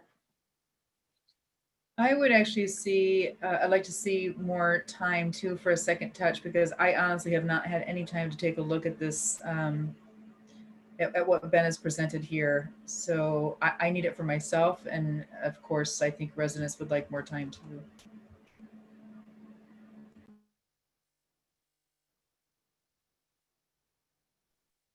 Yeah, I think that sounds like a good way to approach this. Digging in a little deeper would be good. I think this could have big implications for the future. So motion will die for lack of a second. You guys will put it onto the January agenda. So I just, all my brethren out there, please read this and be ready then in January, because we kick a lot of things down the road. It'd be nice to check some off, but I appreciate that. So, yeah. Yeah, hold on before we let it die here. What are the negative implications of us putting this off until January? Is there a project that may not go forward if we do? We don't have full details, and the commenter that provided testimony at the last Planning Commission meeting didn't provide full details. They said that they are waiting for this change to occur before they submit their proposal. So that's one. Also, it does prevent the outreach and engagements with the property owners in the R2 district and those R1 district property owners near the schools.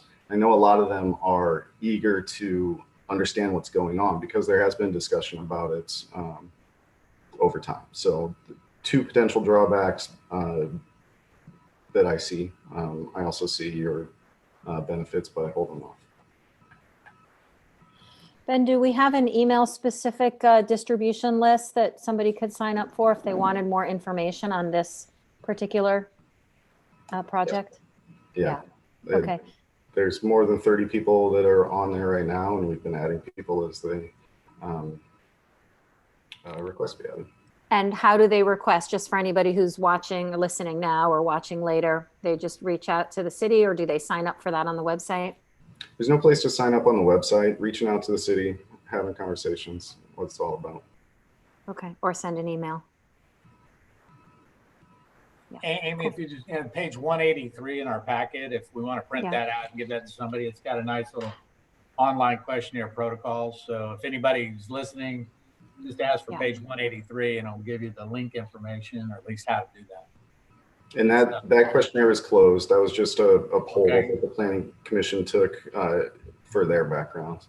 Okay. On that though, with Annie and Amy, you're requesting more time for public involvement. Are there specific tactics that you're wanting us to see on this?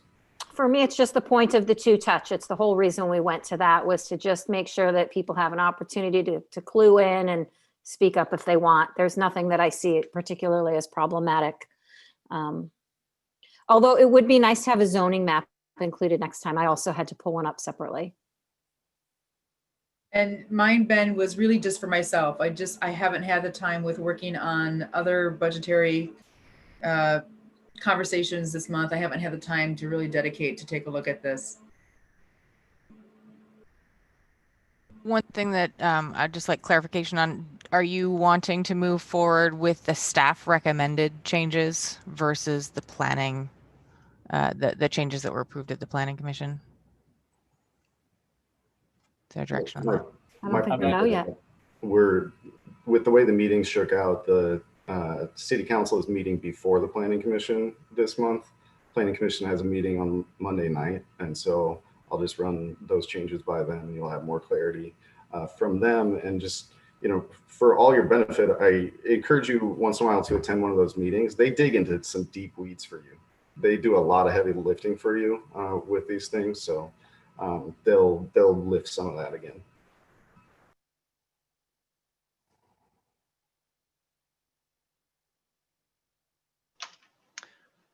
Okay, so I guess that does bring us to Di's to lack of a second. But to Robert's point, and to Ben's, there are some talented members on that commission and they do deep dives.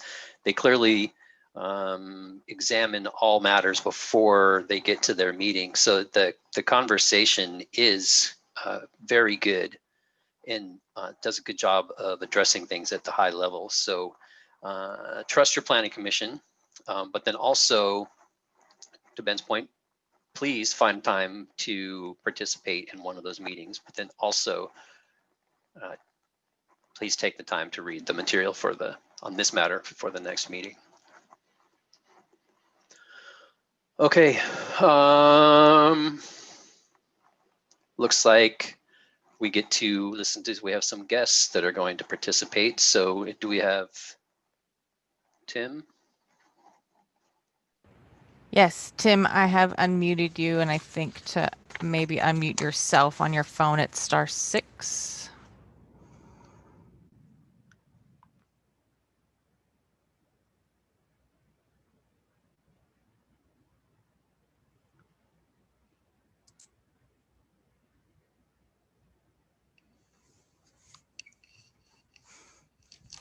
You're still muted.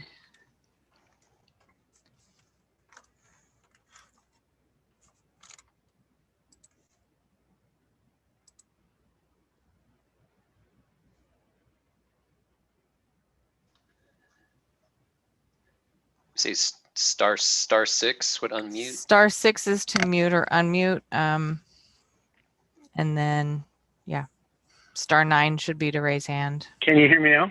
Yes, we can. Now Hello? we can. Yes. There we are. Hey, sorry about that. I was in the wrong slide of my phone. My iPhone is a lot smarter than I am sometimes. Hey, thank you very much for having me back. I really appreciate it. This is my opportunity, my quarterly opportunity to come in and first of all, take questions, but also to give the city council an update of how we're doing with the building inspection procedures. So if you don't mind, I will just go through and talk about what we have done since the last time we've met.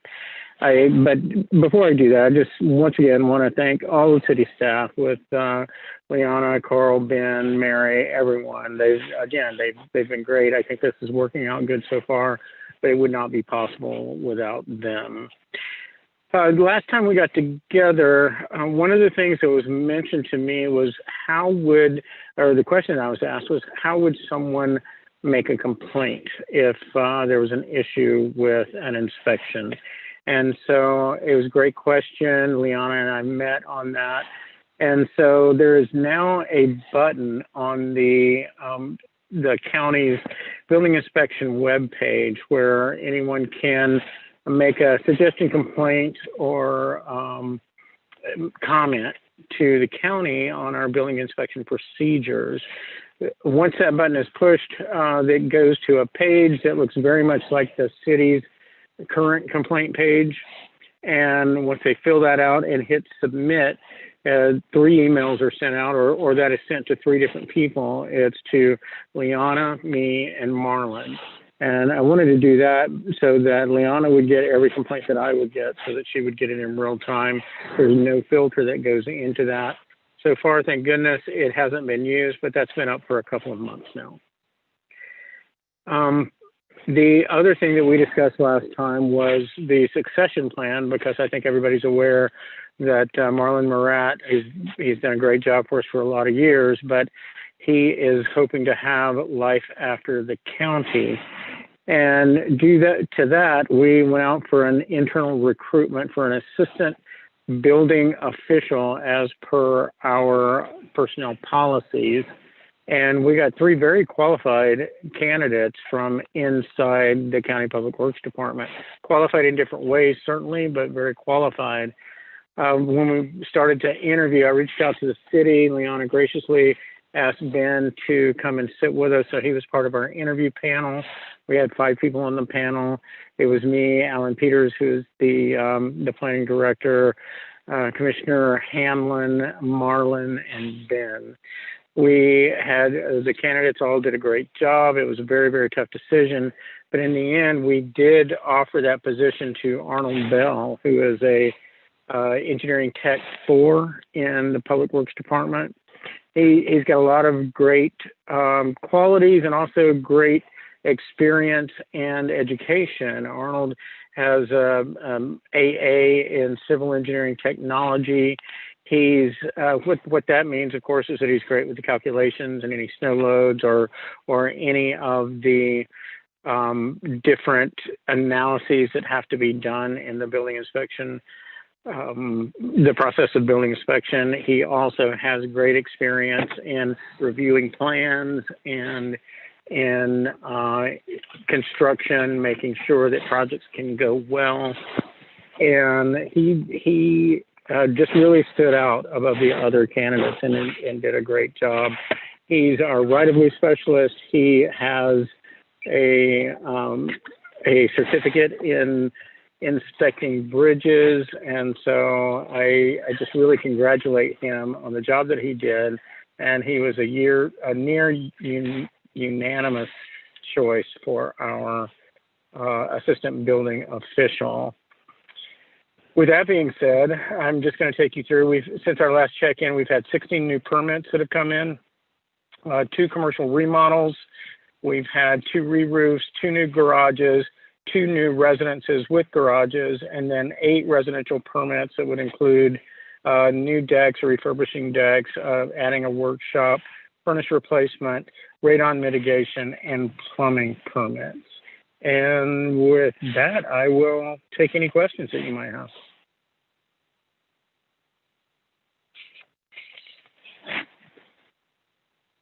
I'll just say thank you. Sounds like you're doing a fantastic job. Really appreciate your paying attention to our comment on the prior inability to make a complaint. That's fantastic that you've put that system in place, and it'll be exciting to have some new blood down there. Thanks. You bet. You're absolutely welcome. And we certainly see, as I mentioned last time, you're our customers, and so it's our job to respond to you, and we're happy to do that. Thank you, Tim. And I was going to say the same thing, but Amy pushed her button sooner than I did. And I really, really like the addition of the ease with which people can make their concerns known, and that it's via a technology that most people have access to, which is a website. So thank you for putting that in place, and I'm really looking forward to meeting your new person. When will that person start in his role? Oh, what a great point. I should have mentioned that. Starts January 1st. And Tim, this is Paul. I have a quick question. I grew up in an area where codes and permits and that sort of thing, it just wasn't part of the world. You built what you wanted, where you wanted, and if it fell over, it was your fault. Kind of miss those days sometimes. Well, yeah, but I can show you some really bad work, and I'm sure you've seen it too. Sure.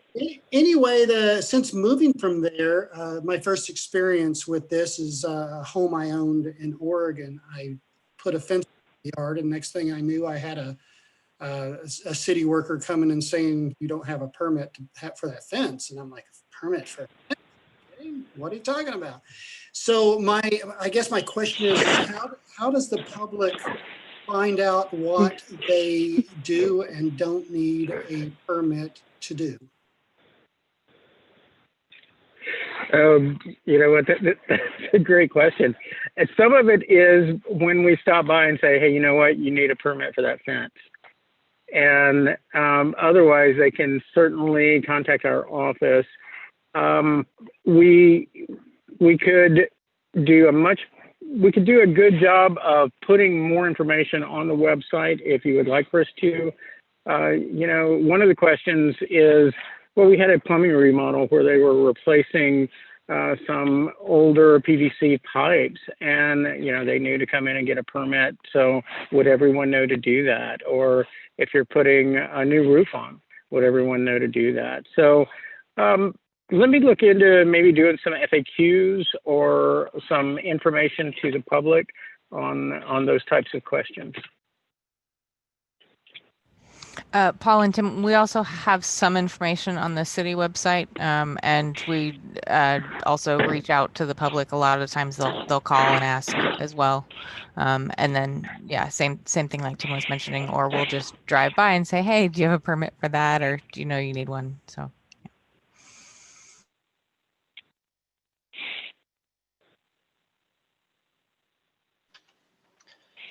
Any other questions or comments?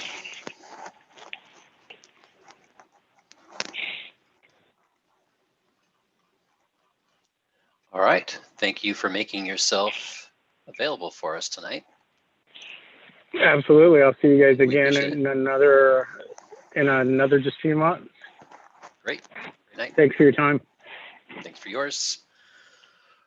All right, Ben, we have there we are, right on cue. I just promoted both Veronica and James to presenter. I believe Veronica will be presenting. The presentation is in your council packet, but Veronica, you also have the ability to share your screen, I believe, if you, here, let's see. You now have the ability to share your screen if you would like to show the presentation as well. All right. Let me just navigate this. That scared me a little bit there, Liana. I went blank and I thought my internet cut out just at the perfect time. Yeah, same here. While Veronica's digging that up, I want to say, first of all, thank you, council and mayor, for having us here. This is an enjoyment to us when we work so hard behind these engineering plans to present this to you all. So I'm very excited to be here. Second of all, I would like to congratulate the city on the RTC grant for this project that made this possible. That is super. And thirdly, a little introduction here while Veronica is still bringing that up is you'll see the name WSP up there. This may be new to the city, WSP, but I would like to let you all know that Veronica and I and the rest of the staff that has been working on this is Legacy Berger ABAM. So we come from a background of a small Pacific Northwest firm that was acquired by WSP about a year ago. So Veronica and I have worked on projects such as Cascade Avenue, the Russell Avenue quad gates, Kanaka Creek Road, the Grapper parallel sidewalk extension. So we've been around the city. We know the city standards, and we have pleasure working with Carl, Ben, and Liana. You guys have a great staff there at the city. All right. I just want to make sure I'm sharing the right screen here. I got a little turned around. Veronica, you're sharing the wrong screen, I think. You're on your team site. Yes. Team site. Yeah, you should close that. That could have been so much worse. Okay. Sorry. I am having issues trying to share my shared screen or my remote desktop. So I apologize. I'm going to navigate you guys through the packet instead then.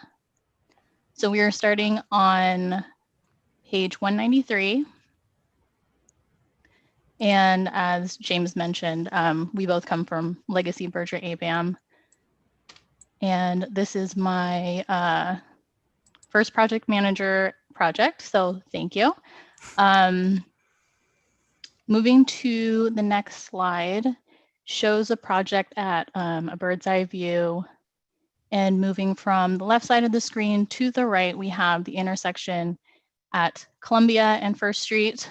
At the intersection, we are installing new ADA ramps, landscaping, and crosswalk striping. And then moving across the screen, we have a sidewalk that extends approximately 600 feet to the east, where it connects to the community-built footpath, shortening the pedestrian connection to the waterfront. About halfway, we have the mid-block crossing from the north side to the south. On the north side, we're going to be constructing landscaping and leading to the south where we have our overlook. And the location for the overlook was selected based on the highest point to give the best view of the gorge without impacting the existing retaining wall there, which would be very complicated and costly. Moving to the next slide, we see a zoom in on the Columbia Street intersection. Highlighted in yellow there is the anticipated future Columbia Street realignment. And I just wanted to go over some key decisions that we made to conserve budget in this project. And starting with the first item, we reduced the scope of the 2 curb ramps on the north side. Originally, they were going to be fully landscaped extended curbs, but given the realignment, it would have to be pulled out in a few years. And so we wanted to save that money and just do the regular ramps. Item 2 is a potential closure of the west crosswalk across First Street. As shown in the realignment, this crosswalk wouldn't really be in the right place anymore for the new intersection. Item 3 is the east crosswalk, which would become the new west crosswalk for Columbia Street. We wanted to make sure that that aligns so we wouldn't have to rebuild the ramp on the south side of the street. The last item is postponing the stormwater improvements because with the realignment, it wouldn't make sense to have those there anymore. Moving to the next slide, we have like a 3D sketch of what the overlook will look like, just to give some perspective and a little bit of a better idea of what's going on. The bottom of the screen shows the detailing on the railing. And then moving to the next slide, we have the schedule of the project. We were in a mad dash to get 50% for funding, and now we are in 75% and planning to deliver in early winter, completing design in early spring for advertisement and bidding, and then constructing this summer. And then those are all my slides. Thank you again for your time. We could take in questions if there are any.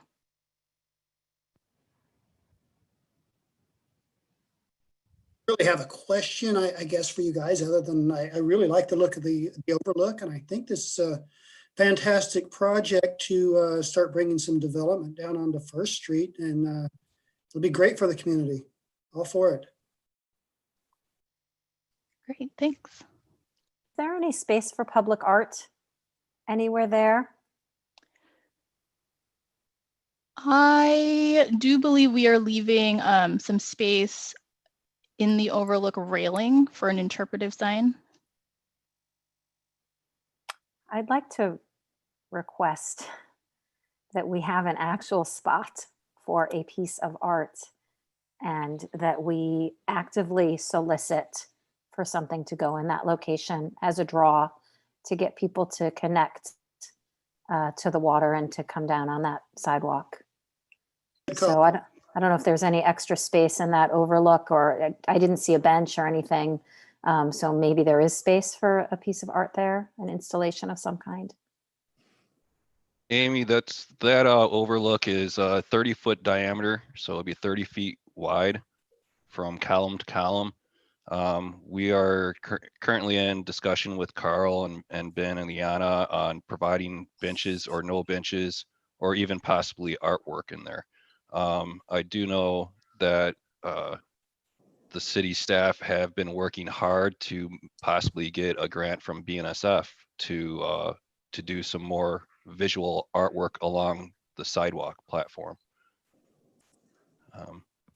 So that has been incorporated, but our landscape design typically is coming in at the 75 to 100%, dependent on the funding dollar amount and how much can be fit in there. Yeah, this would have to be a separate, piece that again, I feel like I keep talking about the art committee, but that the art committee works on and does a fundraising project for, right? So I'm not suggesting that it come out of the existing budget at all, only that there be some thought to the space for something to eventually go there.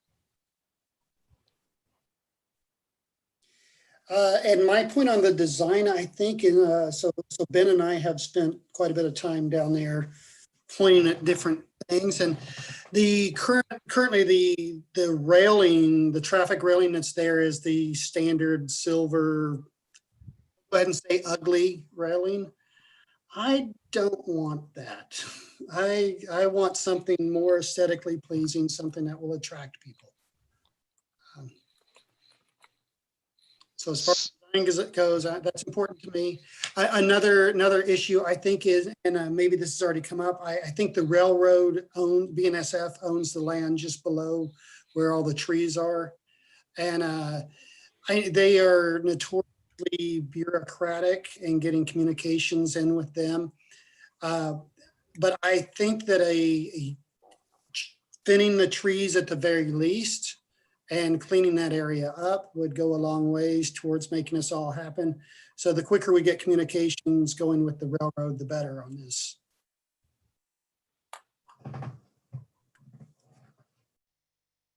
Good comments. And then actually, the railroad worked very well with the chamber when they first put in that visitor center outpost out by the bridge. I'm not sure how long the discussions went on, but Casey was able to get the railroad to come out and trim some of those trees so you could get a window over to the bridge. So that hopefully we'll enjoy the same level of success with that.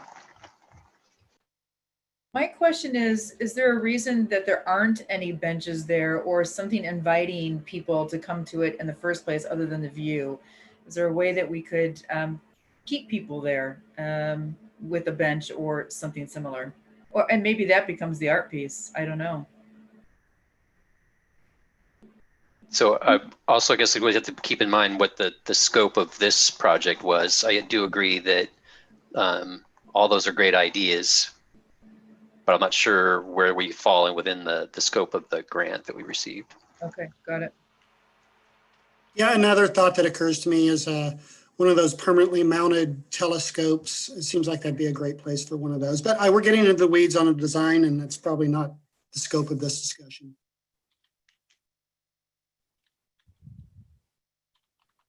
It is probably appropriate, though, just to let WSP know what's on the future wish list so that there can be, adequate space.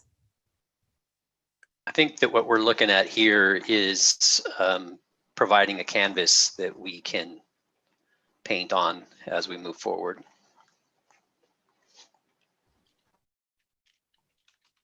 Yeah, I want to thank James and Veronica for coming to show you guys the progress on this. I know it's something that we've been talking about, and it's hard to describe it with words. So I think what they put together is really great. I did want to dwell on some of the benefits of this project again. So when we've talked in the past about speeding on First Street, the solution has been the easy one of just slap some paint on the ground and call it a day. Well, that hasn't been successful, and I think most of the paint has either gone or has been replaced several times. So moving toward more of a traffic calming approach with this, we've got the curbs coming closer to that travel lane. We've got the vegetated curb extension there at the overlook. That has a natural effect of slowing traffic down, traffic calming. And so this is looking at it as a more holistic approach. Also, public investment drives private investment. So we developed this project as part of a city council, I think 2017 or 2018 goal of encouraging development on the east side of town. So this is hopeful to do that. We are talking to prospective developers of that, the vacant site there to the northeast of this intersection. And as you know, we're talking about the potential relocation of that road, which you'll hear more about that in the January meeting from a separate set of consultants that are working on that. So things are moving forward with it. It is exciting. James and Veronica talked about the schedule, but this is something that should be done in the next 9 months or so. So it's cool to see it coming together. Yeah, I'd like to echo other sentiments. I think this is fantastic. I'm really excited about it too. And the more I look at it, the more I realize the potential for drawing more people and business into those areas. So that's always a win in my book. So thank you for presenting, and I'm looking forward to it. Thank you for having us. This is another project within a great town, and you know, anything with a structural overlook is exciting for us engineers. All right. Well, we really appreciate your time. Thanks for sticking around, and go enjoy the rest of your evening. Thank you, everyone. Thank you. All right, situation updates. Except for, okay, so first off, Leon, what kind of update can you give us on the changes, enhancements that we've done within City Hall? So there's the half wall that'll be going in. There's a little bit of a delay with the lock mechanism that we ordered to allow people to come and go. And we also have plexiglass around the front counter. And because of the governor's current mandate, I believe it was extended to January 4th. We're still closed to the public, but as always, if anyone rings the doorbell or calls, we're here to help and to assist. And then the next is the Open Public Meetings Act. Restrictions have been extended to January 19th, so I'll just assume that they'll be extended to January 21st as well. And so we will continue to have our plan on having our meeting in January online. And as far as the updates to City Hall, that's pretty much all we have. I did attend the bi-state recreation meeting, which talks about recreation opportunities in the gorge to work on a cohesive message to make sure that when visitors from the more populated areas come out here, we're all consistent in sending the same message. And so with that, and they also understand that recreating outdoors is encouraged because So many other things people aren't able to do, but being outdoors is one thing that they're able to do safely in times of COVID. And of course, you know, similar to what happened in the spring with all the bikes being sold, apparently all of the cross country skis in Bend are now sold out. So winter recreation opportunities and snowmobiles and everything are selling fast.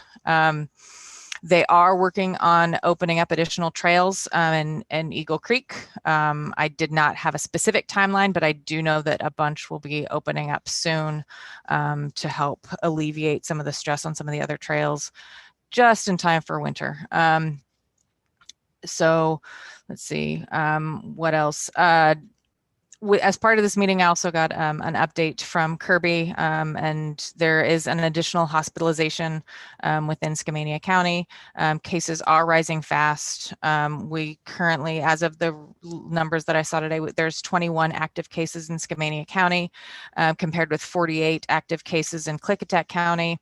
But Wasco County is definitely the hot spot in the gorge. And based on the calculations that I had, there's 287 active cases in Wasco County. So if you are traveling throughout the gorge, and then, you know, of course you have Multnomah County, Clackamas County, if you go into the metro areas in Clark County, they're all spiking right now. The local district, the local community health is working on an immunization plan, and they're going to be focused on community living situations, such as the assisted living, and as well as medical personnel. And she also cautioned that while it may look like we're getting a lot of immunizations, just remember that everyone has to have 2 shots, so cut that in half. They are slightly concerned with the latest news out of the UK about those with pre-existing allergies and adverse reactions to immunizations, having again adverse reactions to those to the COVID vaccine. There have been no school outbreaks as of yet. 2 of the school districts are closed, and 2 are talking about whether or not to come back after the winter break. But I think that's the biggest thing. Again, so with that messaging, with all those communities, it continues to be to plan ahead, make sure people plan ahead. Things might be closed. The biggest thing that we had initially was access to bathrooms, and then people not leaving their garbage in the woods because everyone's doing to go. And so you have all that trash once you picnic in the woods. So we're asking people to plan ahead, be prepared, and please take your trash with you when you leave. And I don't know how many of you have been worked with Lynn Burdett. She was the U.S. Forest Service person in charge of the Columbia River Gorge National Scenic Area, and she'll be retiring. She's the one that's been convening this group that's been very helpful. She will be continuing on with this project, hopefully, after she retires. But other than that, that's all I have from a COVID update standpoint. Oh, and there are plenty of masks available and PPE available either here or at the county if anyone needs it. The chamber is still handing out PPE for businesses.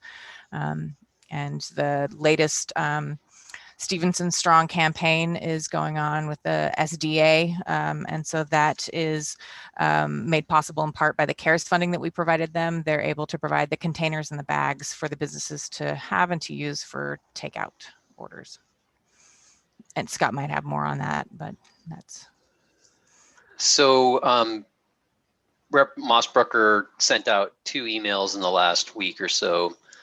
One of them was having to do with the extension until January 4th, but also I don't know if it was announcing but reminding, but the governor has announced an additional $50 million in grants that but shows that the deadline to apply is tomorrow. So I'm not sure how long those funds have been available.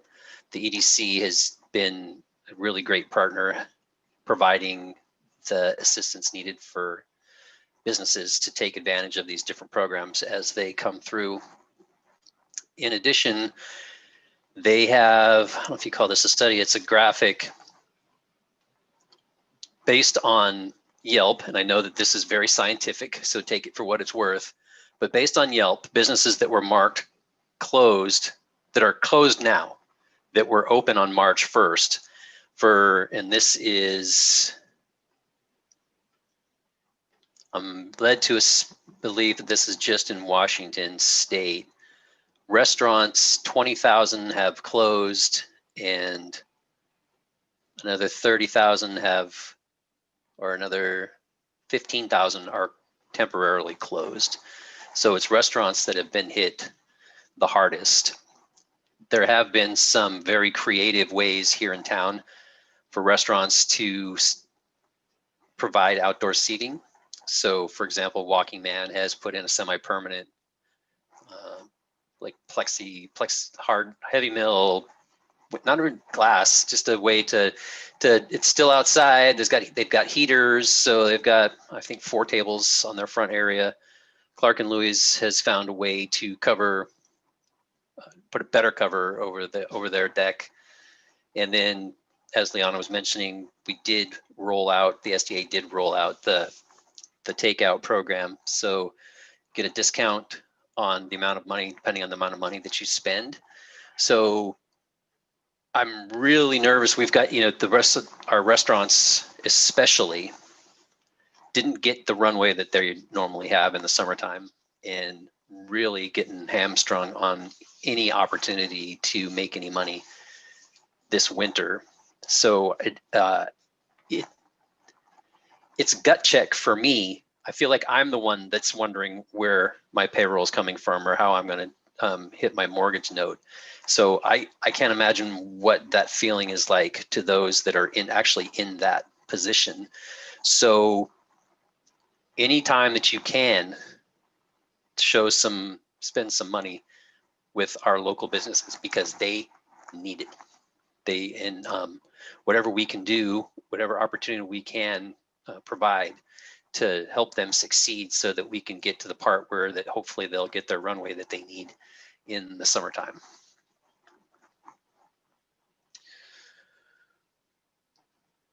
I guess that's all I have for I think that's pretty much wraps up all the updates we had on that portion, which brings up Carl. In the sewer plant update, Yep. Good news is there's not much to report. Still business as usual. 417 on the BOD average for the month.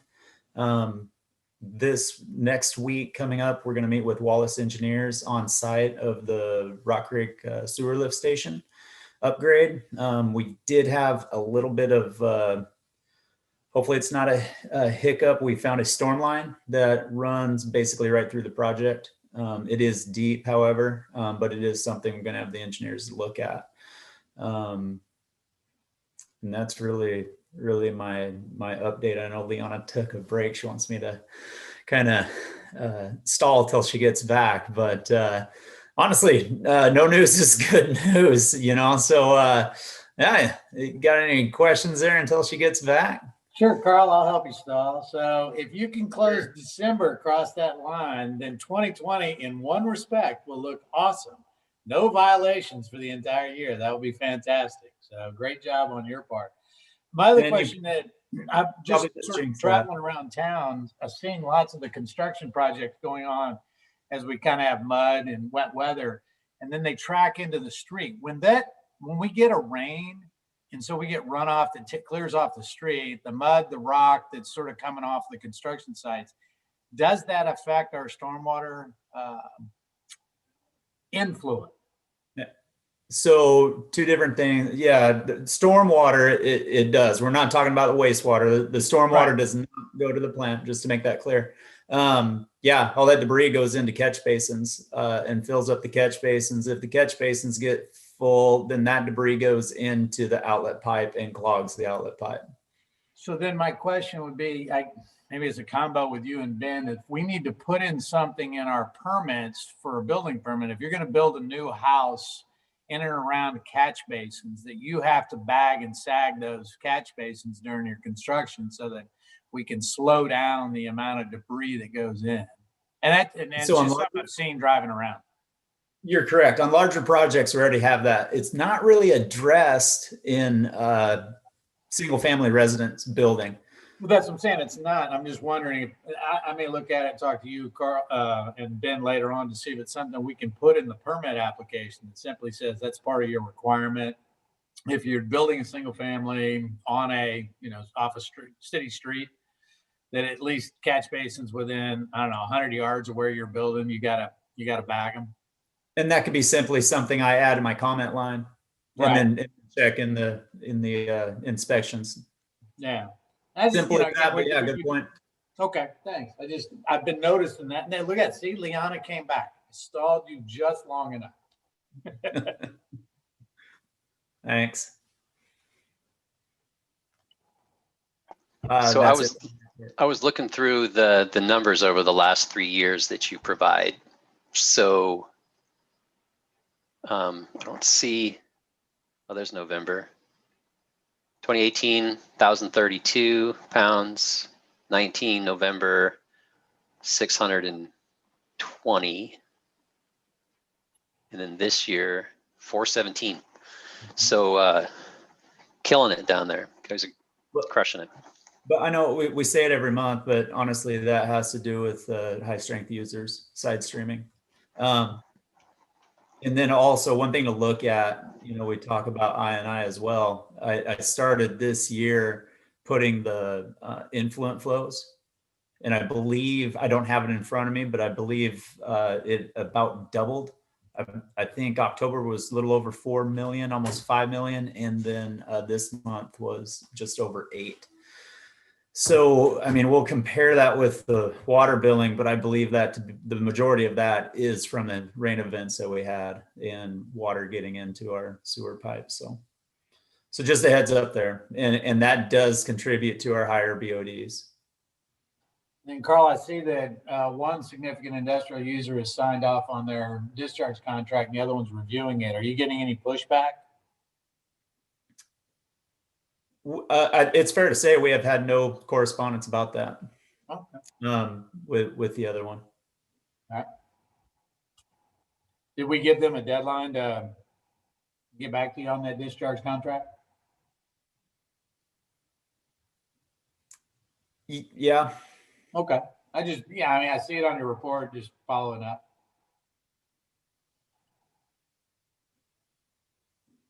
Thank you. You're welcome. Thanks, As Carl. always, great job. Yeah, great job. Thanks, guys.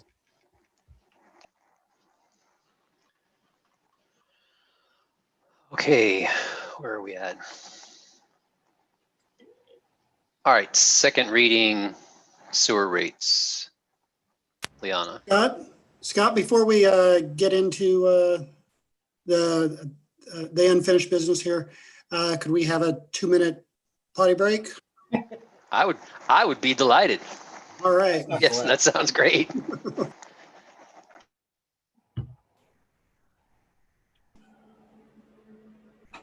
So let's shoot for 8:20 for a return.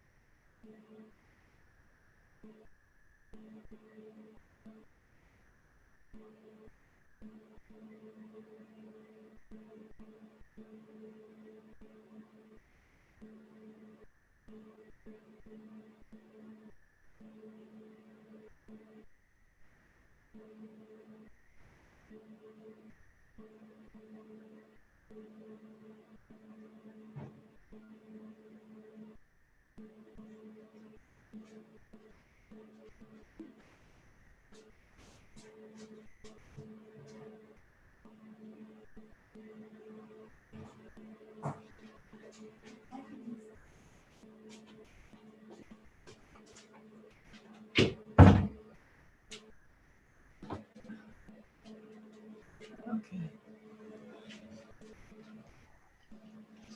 Hmm. Well, my tiles moved around.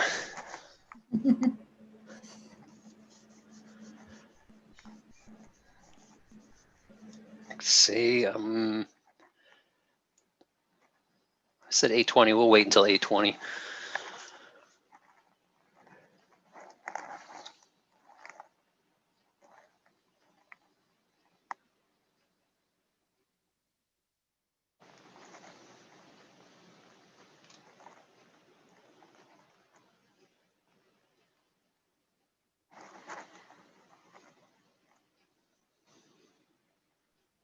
I'm here, just so you know, even though I'm not on video. Oh, perfect. And I can see everyone else. I guess we can carry on. Alrighty. Liana, second reading. Sewer rates. Yes, so sewer rates, the memo hasn't changed from last time.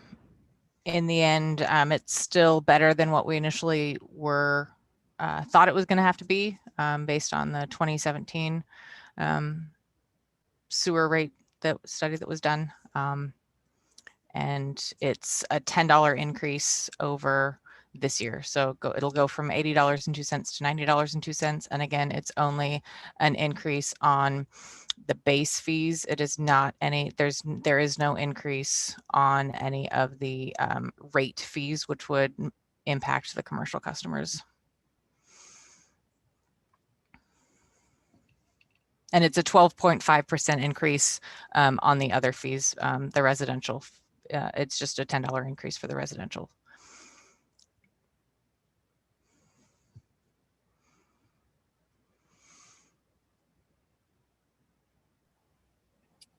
I know it's tough times and it's difficult to do this, but I'll make a motion to approve ordinance 2020-1168. And we have no choice. I will second it. All right, we have a first and a second. Any other discussion? Okay, roll call for the vote. Amy? Aye. Robert? Aye. Paul? Aye. And Annie? Aye. Thank you. I will say we were all reluctantly ayes there. So just for the folks that are watching, it's not something we want to do at all. Mm-mm. All righty. Interlocal agreement with law enforcement, Liana. So thank you, Annie and Amy, and the sheriff and all of the staff that were involved in the meetings tomorrow at mental health as well, community health. And so we were able to come to an agreement. That draft agreement was uploaded to the council packet this afternoon, and it was emailed specifically to council just in case you didn't have time to read through the entire packet to see that update. The biggest change is basically section 5 on page, so it's on page 213 under customary services. And what it does is it talks about priorities that the council is setting, and it's down in listed in exhibit A, but these priorities will be reviewed biannually. So in June and December of each year, and adjusted as necessary with a contract amendment. We understand this is the first time that we're doing metrics, and this is the first time we're embarking on this. And so we understand that these are goals to shoot for. And so the goals are on page 218. And again, it does stipulate this is the very first time, especially for the community response team, to be rolled out. And so we don't know if these metrics are valid or not. We don't have any data at all. And so the 3 priorities of mental health, training, and traffic enforcement are listed. And the terms are listed there. And these were, the contract is amiable to both parties.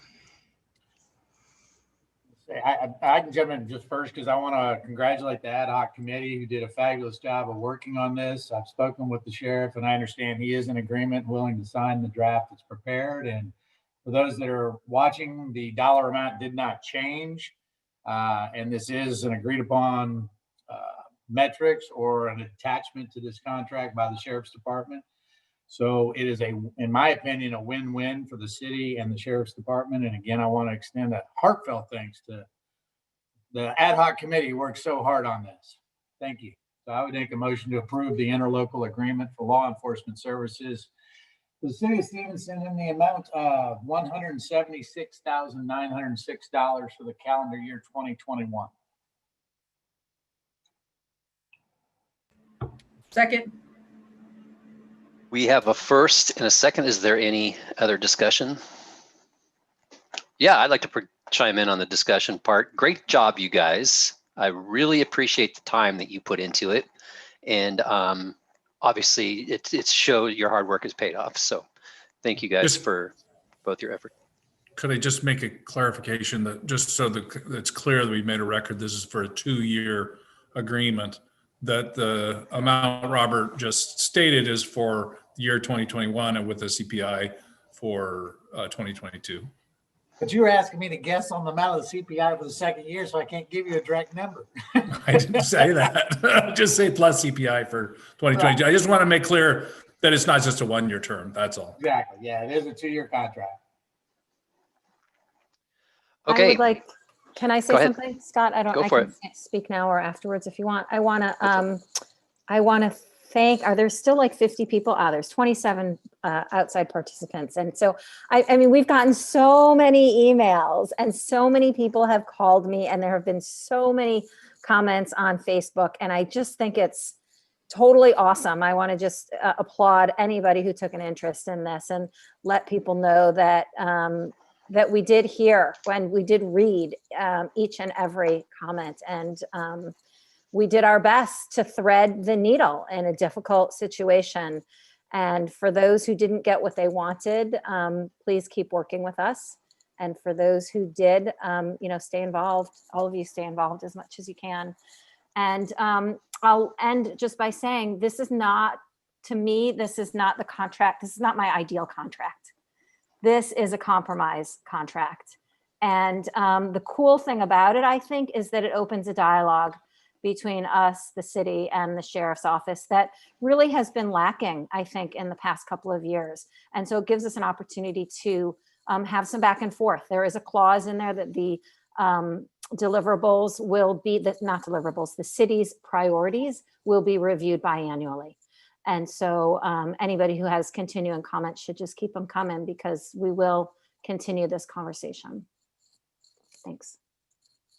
Yeah, and I would like to add too that I thought it was fantastic the amount of engagement we got from the community, whether they were city or county or otherwise. I think that this is a very important topic for discussion. And I really personally I feel very honored that many people were willing to put their names to their beliefs in a public forum, and that whatever side anyone is on, I think that's important that we continue to encourage that, because if we don't have this feedback from the community, we have absolutely no way of gauging how we should proceed on any decisions that we have to make here. So a big, huge thanks to the public that participated, and I encourage it to continue. Thank you. Okay, we have a first and a second. I'd like to call roll for the vote. Amy? Aye. Robert? Aye. Paul? Aye. And Annie? Aye. Thank you all very much.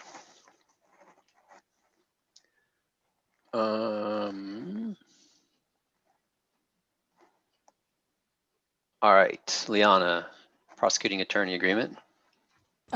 So this, every year, we get a contract for the prosecuting attorney. And so this year is the same as it was last year as far as the prices and the terms of the service. No changes have been made.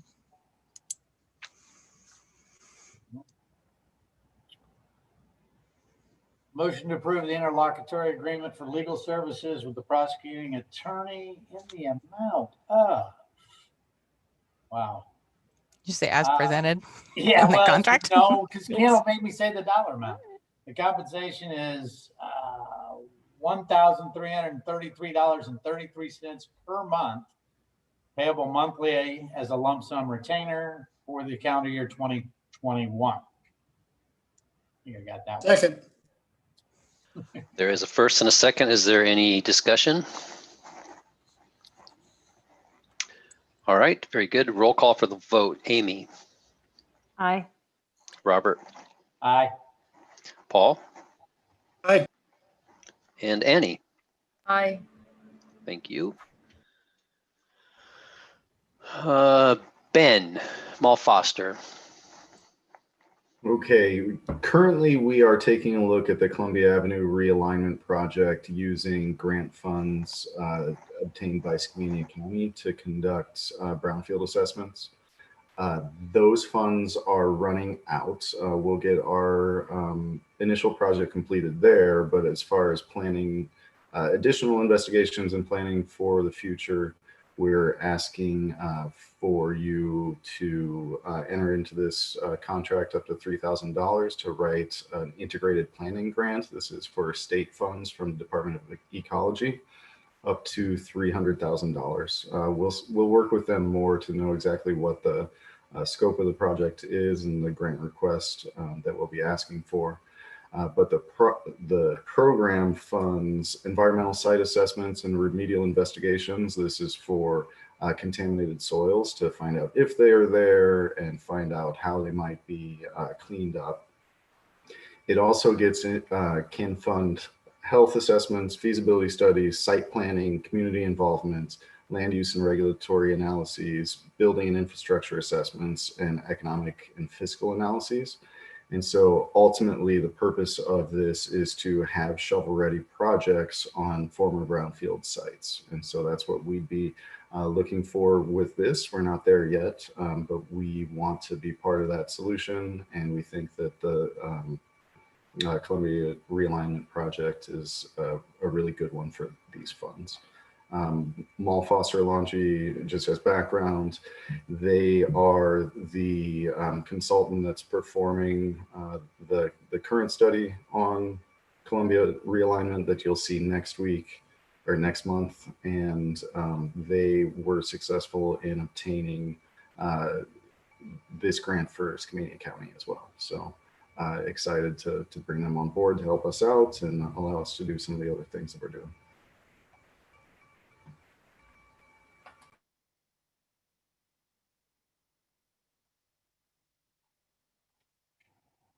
The only question I just wanted to make sure, it looks like it's their form contract, Foster's. Ken, did you have a chance to just peruse it, make sure it's kosher with the RCWs for us? Robert, I should have updated the council packet with the new contract at probably 2:00-ish. So I have not reviewed it. I mean, $3,000. No, they changed it to our form contract.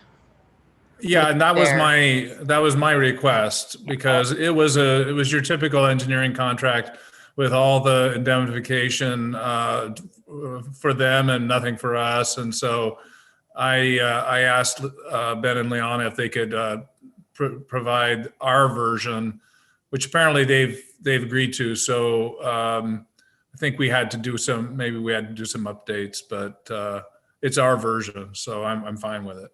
Okay. And appeared to be a different form than I'm used to seeing. Because they got us executing it in Vancouver, and I know Scott's not going to drive to Vancouver just to sign this. Yeah, I suppose we don't have to make Scott drive to Vancouver. We could probably modify that part of it. Unless you feel like driving to Vancouver, Scott. There you go. Not on a regular basis, no. Not typically.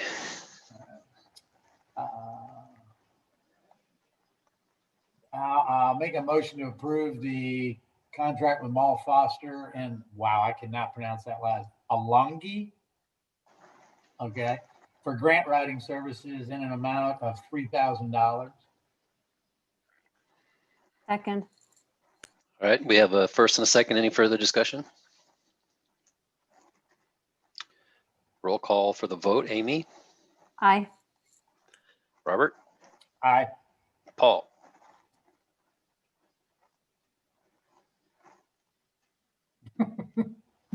Gotcha, thank you.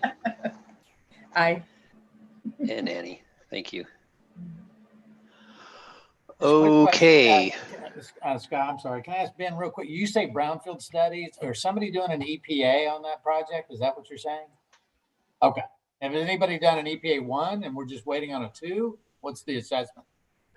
I'm not privy totally to what's going on the private property. I know that there was a level 1 that's been completed. We are getting the access to the county funds to perform a level 1 on the right of way for Columbia realignment. Okay. Thank you. Okay, so looks like Ben, you're up again. Yeah, so this contract amendment with Wallace is expenditure neutral. This is for development review that we collect funds from developers for in advance, and then so it's developers paying Wallace and just passing funds through us. This would cover the increase plus some that we're expecting from the developers at Shenandoah as they move into development of phase 2-3.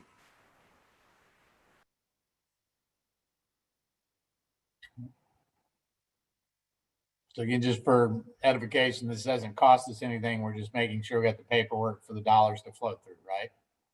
That's correct. Well, it seems to be on a roll here. So I'll make a motion to approve supplemental agreement number 2 with Wallace Engineering, which increases compensation from $23,500 to $43,500. Second. There's a first and a second. Is there any further discussion? Roll call for the vote, please. Amy? Aye. Robert? Aye. Paul? Aye. And Annie? Aye. Thank you. Liana? So as discussed during the earlier public hearings, we received a petition to vacate a section of the Iman Cemetery Road, which is the section that does access Rock Creek. And so this resolution sets the date of a public hearing for January 21st. So can we not set a date since we now have the new ad hoc committee to review kind of the whole kitchen sink here?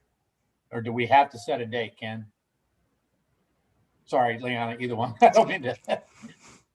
You know, I'm not sure that this resolution, if staff determines it abuts the body of water, that we have to do a resolution that is pursuant to 35.79.035, the one that deals with abutting water, roads that abut water. So I'm not sure that we can proceed with this. Let me look. And while you're looking at that, Ken, I just maybe Ben, you can tell me. I'm trying to look at the scaled map to figure out what section of the road is proposed to be vacated. Is it past the Dobley residence and then to that kind of guardrail that's at the end?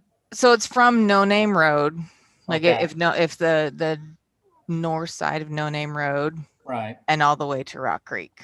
So to the guardrail, kind of tee it off. Yeah. Okay. So that's what they're asking. Ooh. Okay. and so part of this, so we can vacate a right of way that abuts a body of water under certain specific conditions. And one of them being if you really can't access the water, and as determined by a process.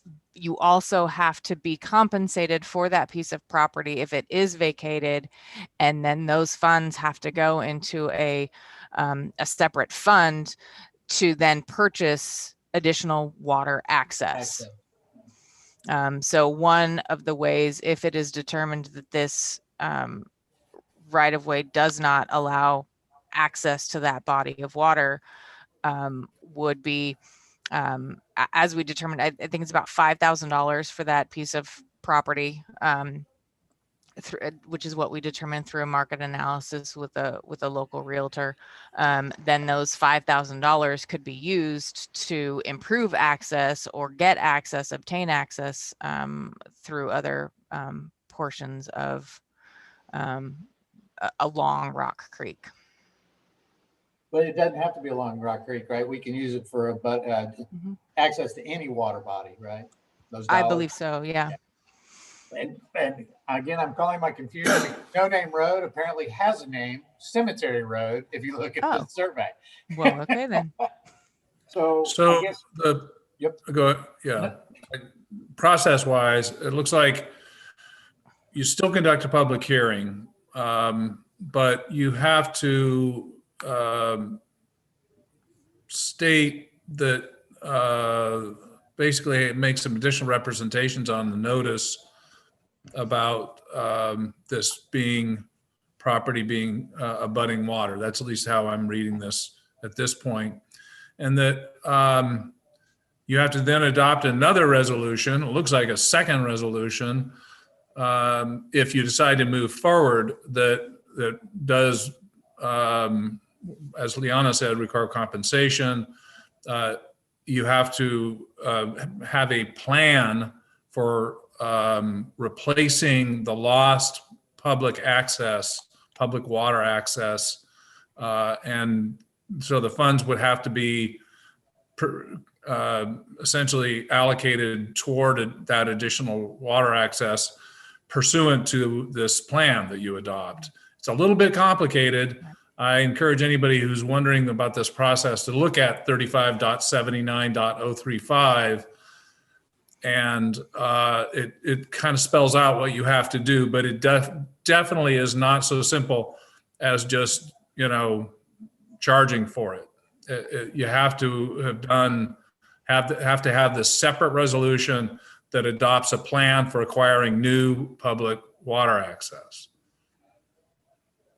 Well, and along what Amy had brought up earlier, the access issue, what we've sort of discussed, and what Carl has also identified, if we look at either or both of these in the same time, one, you're looking at the city giving up property which extends to the center line of Rock Creek over that 50-foot city-owned property.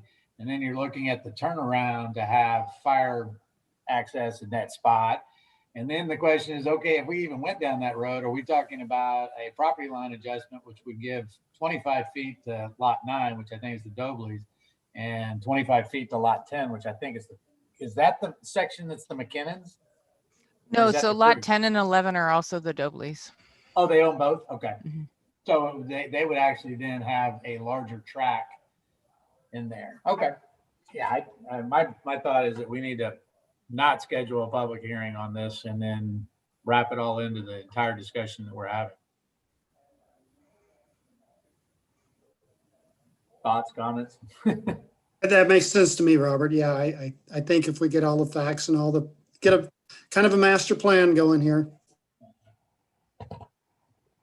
And Carl was talking with the owners about the requirement for the turnaround, and they were very willing to accommodate, to work with us on that.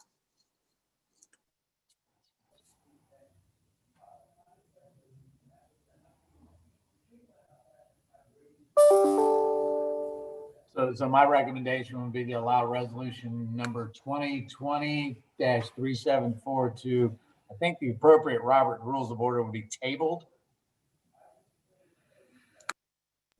Right. I mean, the 60, 20, the 60, no more than 60, no less than 20 days is triggered by your adoption of the resolution. Right. So if you table, Robert's rules is only for when a motion has been made. Our tabling is only for a motion that's on the table, that has actually been presented. So you can simply direct staff to move it to the next agenda. And at that point, hopefully, maybe you'll know a little bit more about what your ideas are about this access. Then my thought would be not to move it to January, because with the holidays and all, I doubt Paul and I are going to get very far with this. So I'd say move it to February, just my thought. Okay. Yeah, if you guys, whatever you guys think.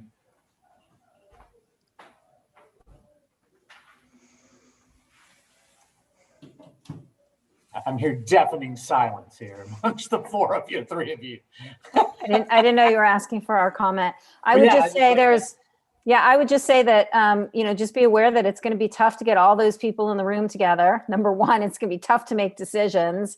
Yeah. And it would be nice. I mean, there's not a requirement, but it would be nice to have something in place by summer. So that doesn't give you a lot of time. And I would just say just be aware that you're going to have to move kind of fast, even though it feels like maybe there's a bunch of time. There's really not. And that was why my thought is not to put the resolution on to January, because all we're going to do is have the same discussion, it seems like.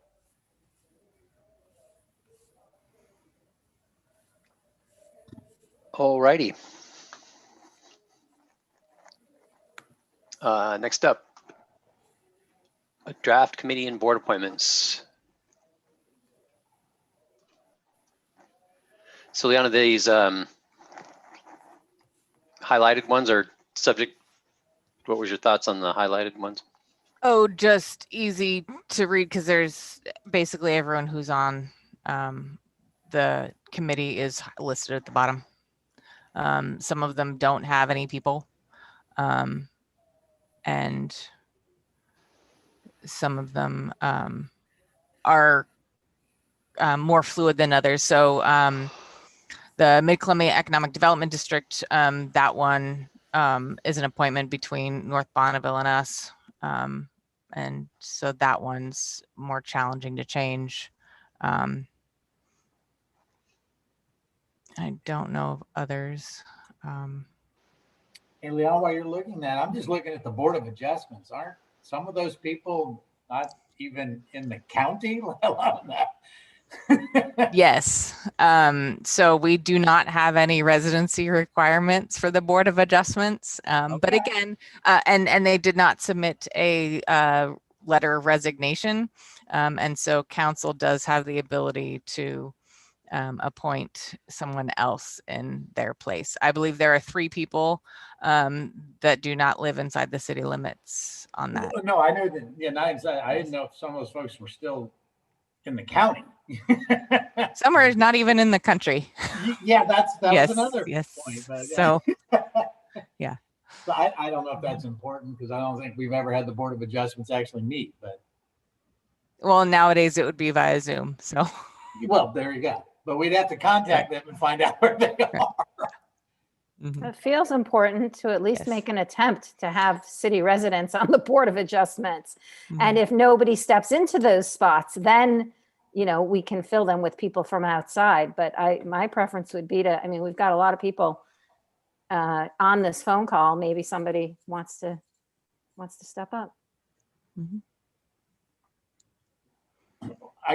Amy, my thought is just if I made a motion to approve these appointments, though, we may be approving appointments of people who have no interest in being on that spot. Do we need to make some adjustments before we do this? Or? Yeah, so this is typically approved in January. And so this is just a draft to review to see if there were any changes that anyone wanted to make phone calls, et cetera, or to have further discussions between now and January.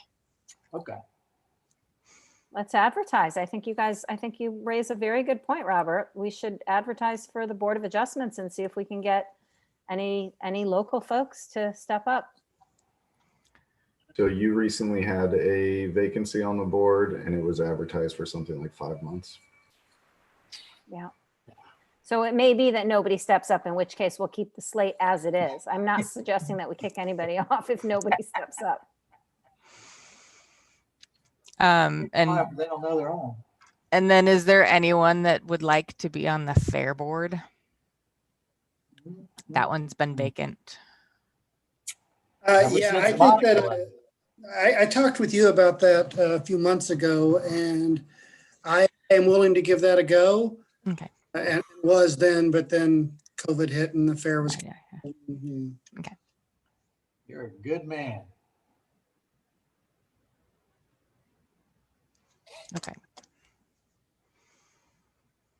I guess the other question would be, does anybody want to swap anything out? I mean, I'm enjoying being on the EDC, but if somebody else wants that position, I'm willing to rotate on any of my stuff. I would need to do an evening meeting group. I don't have availability to attend daytime meetings. So your EDC does meet in the evening, doesn't it, Amy? No, it doesn't. It meets in the morning. Yeah, so I can't, I'm sorry, I can't do that. Okay. I'm happy to keep it. I like that. I like that position. I do see that we have the Skamania County Homeless Council, and Matt was currently serving on that, obviously with his resume. Do we want to leave that blank, or does somebody want to step up to fill that spot? When does that meet? They meet at 1 p.m, the third Wednesday. Yeah. It's a group that could use some new, fresh voices for sure. So does it have to be filled by a member of council, or could it be perhaps from the planning commission, if anyone there would be interested? I think it's I don't know that there's a so previous to me getting here, I don't know that anyone from the city was on it. I don't know the history of that. So I could follow up with them to see what their requirements are.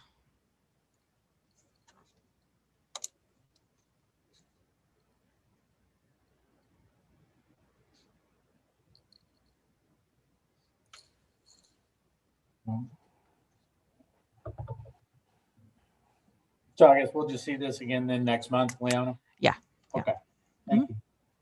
Mm-hmm.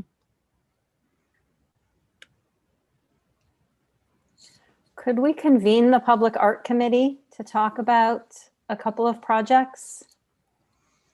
Is that possible? To set up a Zoom or a doodle poll for the Public Art Committee reactivation, and see if any of those, first see if those people want to still serve, and if not, find new people. Do you want that in December or in January? I don't care. Maybe the doodle poll in December Okay. for January.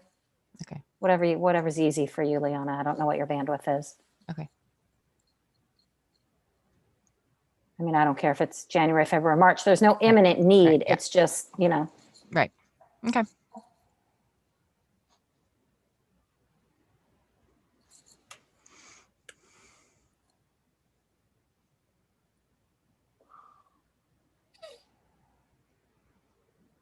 Scott, you're on mute.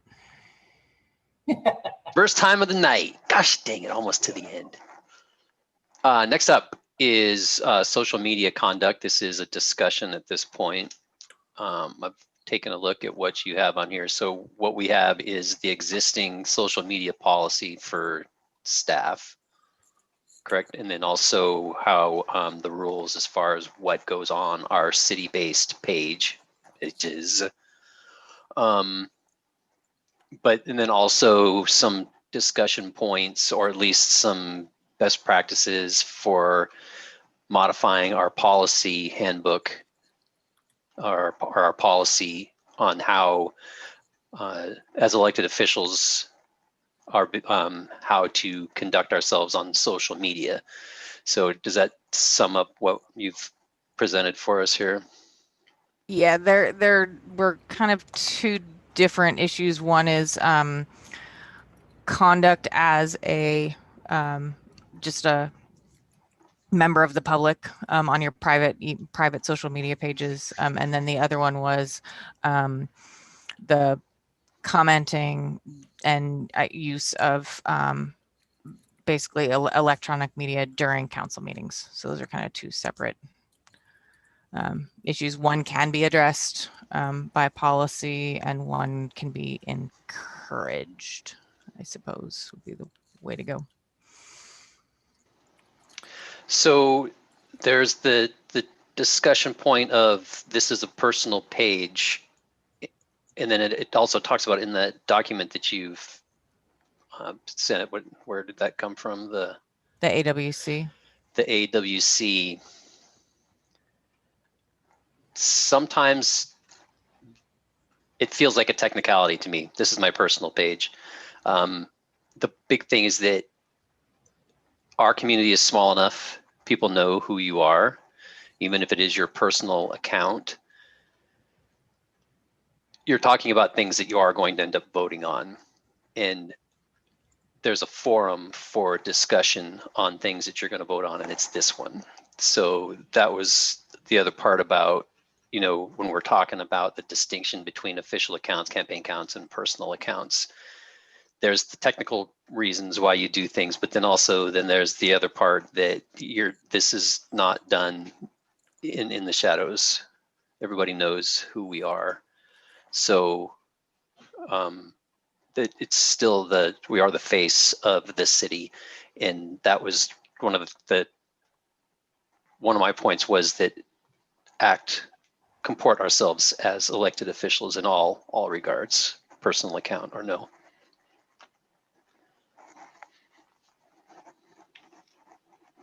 So I guess we should decide if we wanted to further this discussion on putting something in our policies that would address the way that we use social media as elected officials. Yeah. Megan, I don't remember 2020-363. I just don't remember us passing on June 18th, this adopting a social media use policy. Maybe I missed that meeting. I just don't remember seeing this. Are the attachments to that part of our they're not part of what we adopted in January for our council handbook, right? No, the social media policy was specific to creating the Facebook page, which was related to COVID. So that's why it was adopted later. And so a lot of it talks about just how, again, the city employs what's allowed on our Facebook page and how we conduct ourselves on that page. And then I think it just has a section in there regarding the Open Public Meetings Act and just being aware of that and making sure that you don't violate it. Good, because my understanding, Appendix A9, which is the City of Stevenson personnel policy on the issue, does not apply to the elected 5 or 6 even. Well, no, take that back. Scott, you probably does fall under you, but I don't think it applies to the 5 council members. And was that your intent, Liana? Wasn't it just to show what we have in place? Because you're right, it doesn't. Well, no, but so in the Appendix A9, Section 2, affected parties, does say that it includes appointed and elected officials. And so that's why I included it for information. But yes, you know, the personnel policy as a whole may not apply, but regardless of whether or not it applies, even if you violate this policy, there is no recourse to get rid of a council member. So if an employee violates it, we can be, you know, the worst case scenario is that they're fired. But if a council member violates this policy, there is no recourse. I guess I wouldn't say there's no recourse. Well, the recourse is through recall, and recall is, you know, you have to go through a petition process, and you have to have a basis that the person has violated their oath of office, and then the judge has to be convinced, and then it's kind of an ordeal. Then that it has to go through an election. That's how a council member gets removed. Right. I guess so. That's where I was when I reread everything. I said, you know, it says what it says there, but it doesn't technically apply to us. And I don't know if the council's interested in looking at a separate code of ethics or something. I think White Salmon may have one or something. I haven't looked at it. I've heard that. Yeah, so those codes of ethics deal more with, you know, if you speak about the executive session outside of the executive session. Right. If you violate the law, very egregious, but it again, it wouldn't address the social media conduct in that ethics. Well, if we looked at something, if the council's interested in this and we put it together, one of the things we could provide for ourselves is a way to self-regulate the five of us. Because as Ken pointed out, the only way for non-council members to regulate us is to seek a recall. I mean, there is no such thing as censure that can be applied unless we as a council adopted something and put our own rule in place on ourselves. That's just something, again, I throw that out for, you know, discussion if you guys are interested in that.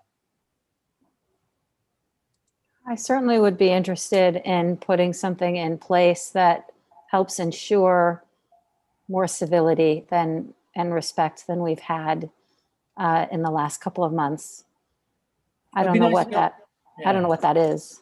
I agree with you. It'd just be nice that amongst us, we could point to something and say, come on, you know, you signed it. I mean, just amongst like an oath of office when you're elected, that kind of thing. But can you require that somebody sign that? Probably not. But we could make it a voluntary thing when somebody first takes office. Yeah, Ken's shaking his head. So no. No. Yes. No. Well, I mean, you know, they're elected by the people. You realize the people are their boss, and the other council members, every council member answers to their constituents. Right. So the code of ethics typically deals with, like Liana said, you know, breaches of executive section protocol. Conduct at meeting is something, you know, beyond what Robert's rules dictates. You know, there's things that you can include in a code of ethics that deals with just kind of the interpersonal relations of council members. The next question is enforcement. There ain't a whole lot you can do to enforce it. I mean, you can have a provision that talks about public censure, private censure, but if somebody really doesn't care, then that's not going to make any difference. And I think the better approach is to continue to try to work together to build a team. You know, because the best councils I've worked with are the ones that have a team mentality. You know, and that's not to say somebody can't dissent. And I think there were some comments about, you know, dissension is healthy. And yes, dissension can be very healthy. There's ways to dissent, though, that are disruptive and unhelpful versus, you know, constructive dissent that helps, you know, push the policy making to a higher level. There's just ways to do that. But, you know, doing it with a hard hand versus, you know, a more team-directed approach, I don't know. It's really, I'm the lawyer. What am I talking about? This is like strictly policy stuff. But, you know, I have seen this over the years. And, you know, I think that is the better strategy, if you will.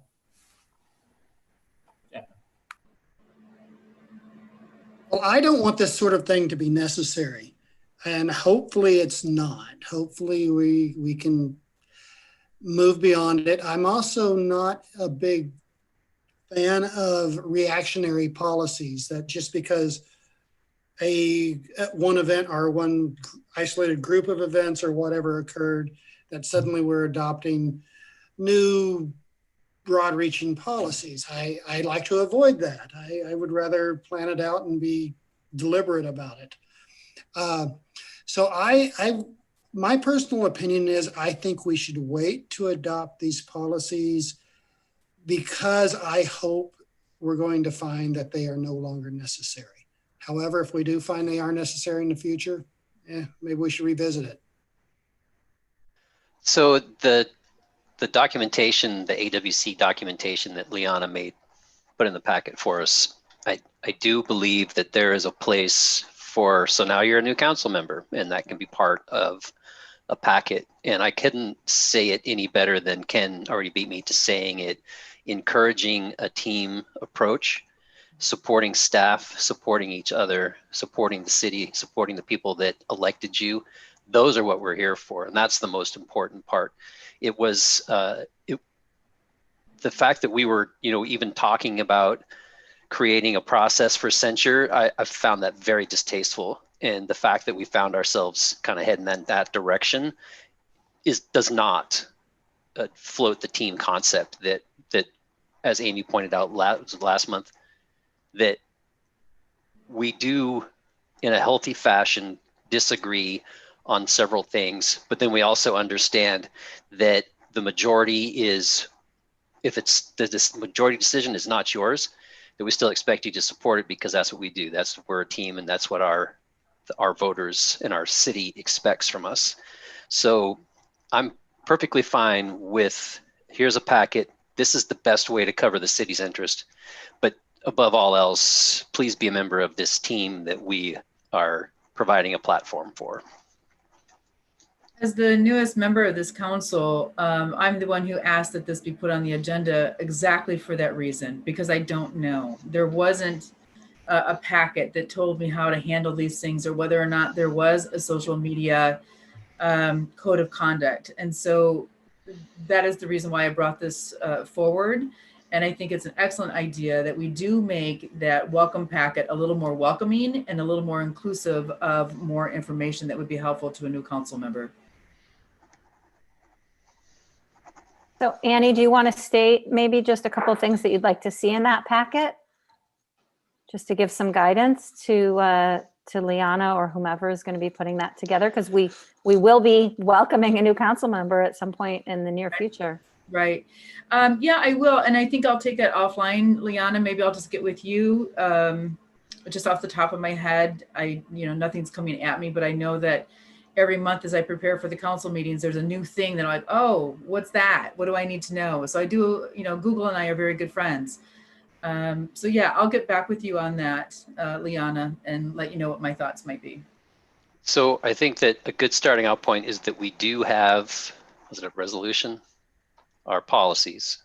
And we just revisited that this last summer or this previous summer. That'd be a good start. And then some of the other documents that we've already just recent, the AWC documentation. But yeah, don't forget to, this is how you prepare, how we would, some ideas on how to prepare for a city council meeting. And then a message probably from the administrator and maybe the mayor. So I would love to be part of putting that packet together, because I encouraging teamwork is something that I'm trying to, that's my goal. So more than happy to participate in, if that's what we're working on, then it all does start with newly electeds or newly appointed, I guess, in this next case.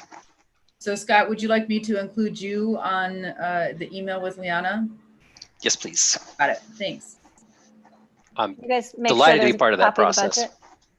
Can you make sure there's, please make sure there's a copy of the budget, yeah, and our priority, roadmap that we developed at the retreat. Oh, one other thing that I just thought of off the top of my head, a city roadmap, a city map. Where are our boundaries? Zoning map. Or a county map, yeah. Zoning map. Well, you have to do what Amy and I do. Google one really quickly. That's what I do. Well, it's funny because I was looking back through at when we were looking at No Name Road, or no, the Cemetery Road. the first one. Hyman. I tried to, I say, well, these sketches, who knows how old these sketches are so hard to decipher. But I went to Google Maps. I'm like, I don't, just because it's a pretty satellite photo doesn't make it any easier. And as it turns out, the plat documents were the most helpful, with lot lines and all of that. So, okay, all right. Well, I appreciate the your candor in this discussion, and we'll turn this into a team building exercise. So thank you for your time on that.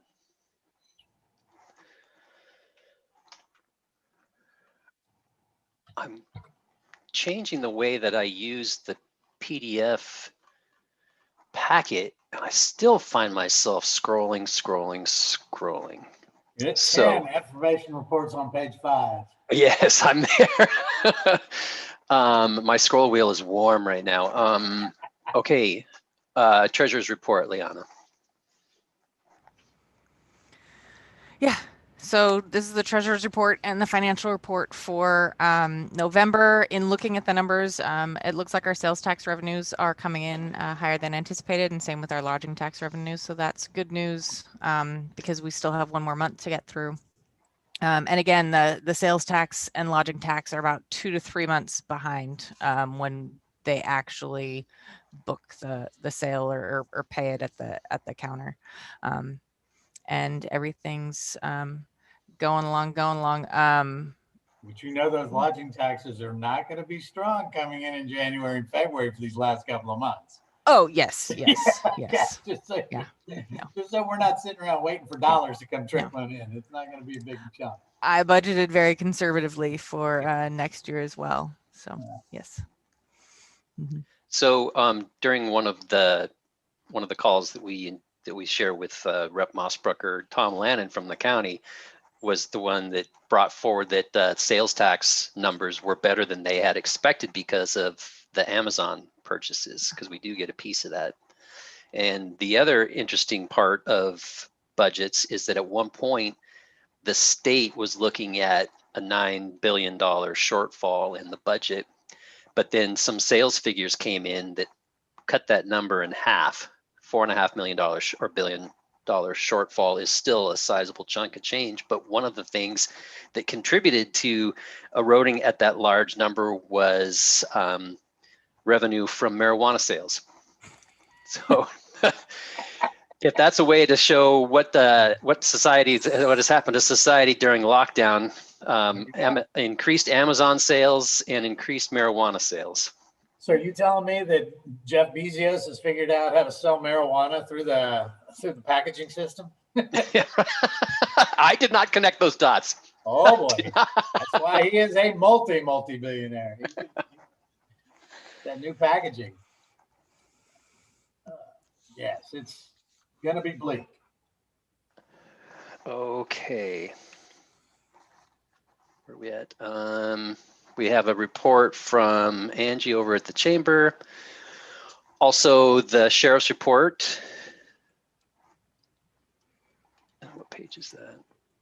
And one thing I was going to be working on is putting this in a different, trying to see if I could put it in a better format. There's a lot of numbers that come out, and so it's hard to put it in one chart and one graph, but in looking at some dashboards from some other communities, there are ways to categorize some of the calls and to make it a little bit easier to digest. And so I'll look at trying to do that going forward, and especially with the metrics that we have in place. So We love you so much. Thank you.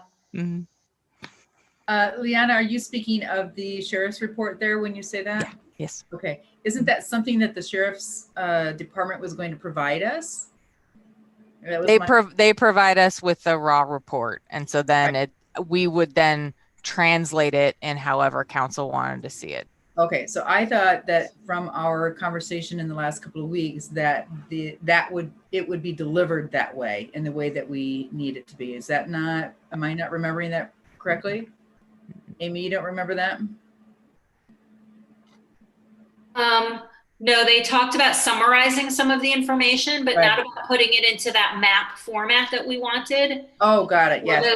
Or those, it's not, I think we decided not to do a map, but more like pie charts and graphs like Liana has done with other things for us, just to make it more easily digestible. And I think it's important to note, it's not just for us, but for the public as well. Right. Yeah. Well, we've had them change that format over the years. Different times.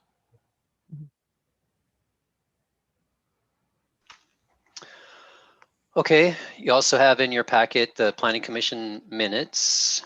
And again, I would encourage you to at least once a year, participate or at least view the meeting, stop by.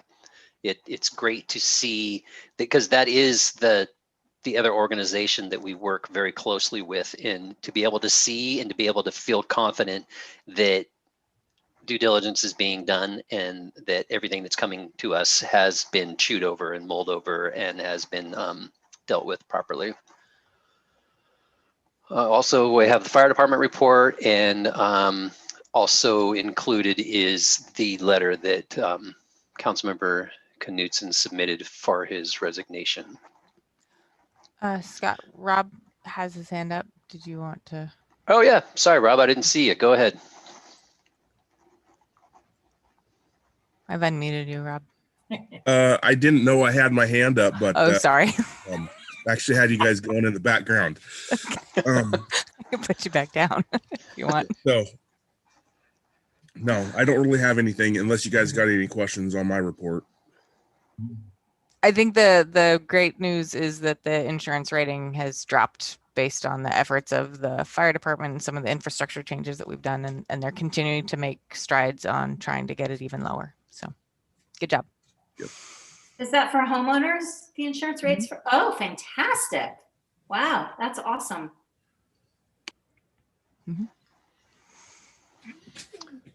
All right, Carl, you're up first.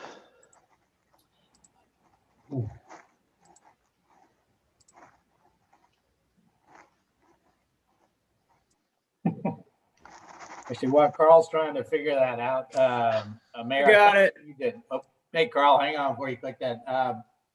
Based on Mr. Knudsen's resignation, don't we need to instruct staff to advertise so that we can solicit folks who want to appear? Then we got to schedule the interview thing. Don't we need to calendar all of that? So there is an existing page on our website that does deal with vacancy. I think we've already put an announcement together for Facebook. What about for the Pioneer? Yeah, we'll get all that. And then I've actually already received an email from an interested party. So And I just two today. So January. So the website will be updated. The notice will be posted tomorrow in paper, in just like at the post office in front of City Hall. I'll get with Andres to post it on Facebook, and then it'll go in the Pioneer next week. Applications will be due on January 19th, and interviews will take place on the 21st. And so again, just to be clear, you have to be a registered voter in the city limits, and you have to have lived here for at least a year from the time of appointment. Typically it's time of election, but because you're being appointed, it's time of appointment at this time. We've done this 2 other times. All right, now Carl. Okay, upcoming projects. Already talked about Rock Creek Lift Station, site visit next week, moving forward with that. Rock Creek storm drainage, we've had a problem there on the corner, basically the intersection where Vancouver meets Rock Creek. We were able to unclog the line. Unfortunately, that line is buried about 2.5 feet beneath Rock Creek. With all the sediment that's built up over the years, it's built up over the pipe. That is also when we found out, we located the outfall, and it is running through where Rock Creek Sewer Lift Station will be located.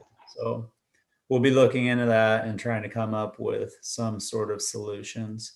On Vancouver Avenue, we'll be looking at extending and upsizing water line, an existing water line that's there. There's some development happening with 4 lots that are going to be developed off of Vancouver. The water line that's there will not provide enough volume for what's being proposed. So we'll be looking into that, to what we need to do there.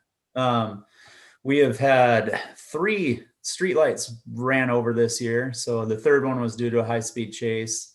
that abruptly ended with a crash coming into our west entrance of town. So if you see a light pole that is not there, we're in the process of replacing that. And there's also some damaged guardrail that is actually pretty sure it belongs to the state, but in the process of confirming that. What else do we got? Got a couple subdivisions in review. First Street Overlook, as you now know, is underway, and those are some of the larger projects coming up. Didn't you want to talk about the lead Yeah. results? Yeah, I do. Thanks, Scott. You guys probably received not only via your water bill, but also a flyer that went out. We've put it on our website. We've posted it on our at City Hall, but every 3 years we sample for lead and copper in 10 homes. That's based upon the size of our distribution system. We do it every 3 years because we were granted a waiver due to never finding any lead in our customers' drinking water. This year we had 2 samples from homeowners' water samples that were above the lead action level. I immediately contact the homeowners when I got the test results and found out they were taken from taps that were not in regular use, which is unfortunate. So that sets in a chain of events. Department of Health is, of course, immediately notified, and we came up with a game plan of where to go from there based on what we found. We immediately tested our source waters. No lead was found. Did distribution testing of water quality parameters throughout the distribution system to determine the potential corrosiveness of our water.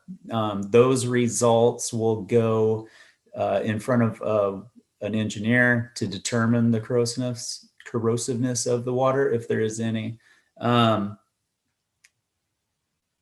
Schools were notified, clinic was notified, the Skamania County Health Department was notified. And I think the good news here is, there's no lead in our drinking water. What it comes down to is if you let the note to be taken away from this is if you let your water stay stagnant inside of your pipes, of your metal pipes, specifically dated prior to 1984, there's a potential that lead can be leached out of them. So that informational packet that went out gave tips of how to avoid stagnant water in your pipes and other precautions you can take. So moving forward next year, early on next year, instead of testing 10 homes throughout the distribution system, we'll test 20 and see what the results are on those 20 tests. If 20 of those tests come back without lead and copper detected above the action level, then no further treatment is necessary. If the water quality parameter tests come back with maybe more treatment needed, that'll be a different animal. That'll I don't even know what that'll intake at this point as far as treatment goes. That'll be up to the engineer reviewing it and the Department of Health to determine what we may need to do. So yeah, that was unfortunate. But any questions on that? Yeah, Carl, how are the homes that are tested selected? Is it purely random? No, not random at all. We target older homes. We find that older homes that have the original piping, like I said, that do predate 1986. So that's how we choose the homes. The particular home that had the largest hit, if you will, is one that we test every 3 years. It's the same home. I've tested it on a cycle of 4 cycle of 4 times, so about 12 years, never had a problem. Again, it exceeded the action level in discussions with the homeowner. They took it out of a shower tap that, from what they can remember, was not used in over a year. Those water samples that homeowners take come with a set of instructions of where to take it, when to take it. The takeaway for me is when we're handing those sample bottles out, make sure I have that conversation of going over the instructions. Again, this particular home was one that was very familiar with taking the test.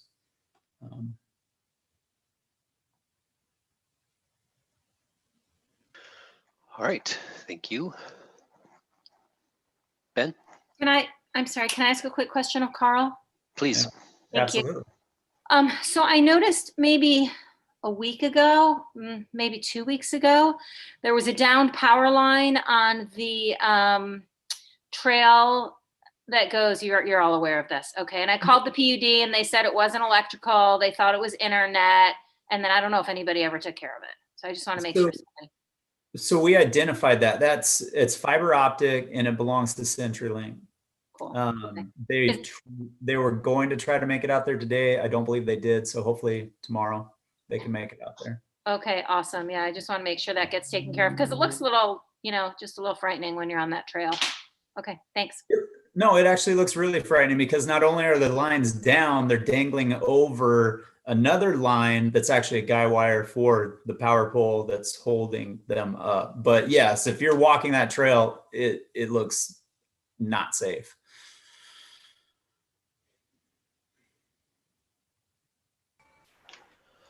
Ben? Okay, I gave you guys a lot of information on First Street project and the Columbia realignment project. Wanted to convey bad news. We didn't get the grant that we were hoping for that would pay for the full width paving of First Street along the new pathway there, or the new sidewalk there. So that's one that we will hold off on and try to resubmit once we know more about the realignment project. So not ideal, but didn't get that. We'll debrief with the staff at that state funding source to see why not, but we haven't got a chance to do that. Also want to give you guys an update on the Rock Creek Drive water quality issue.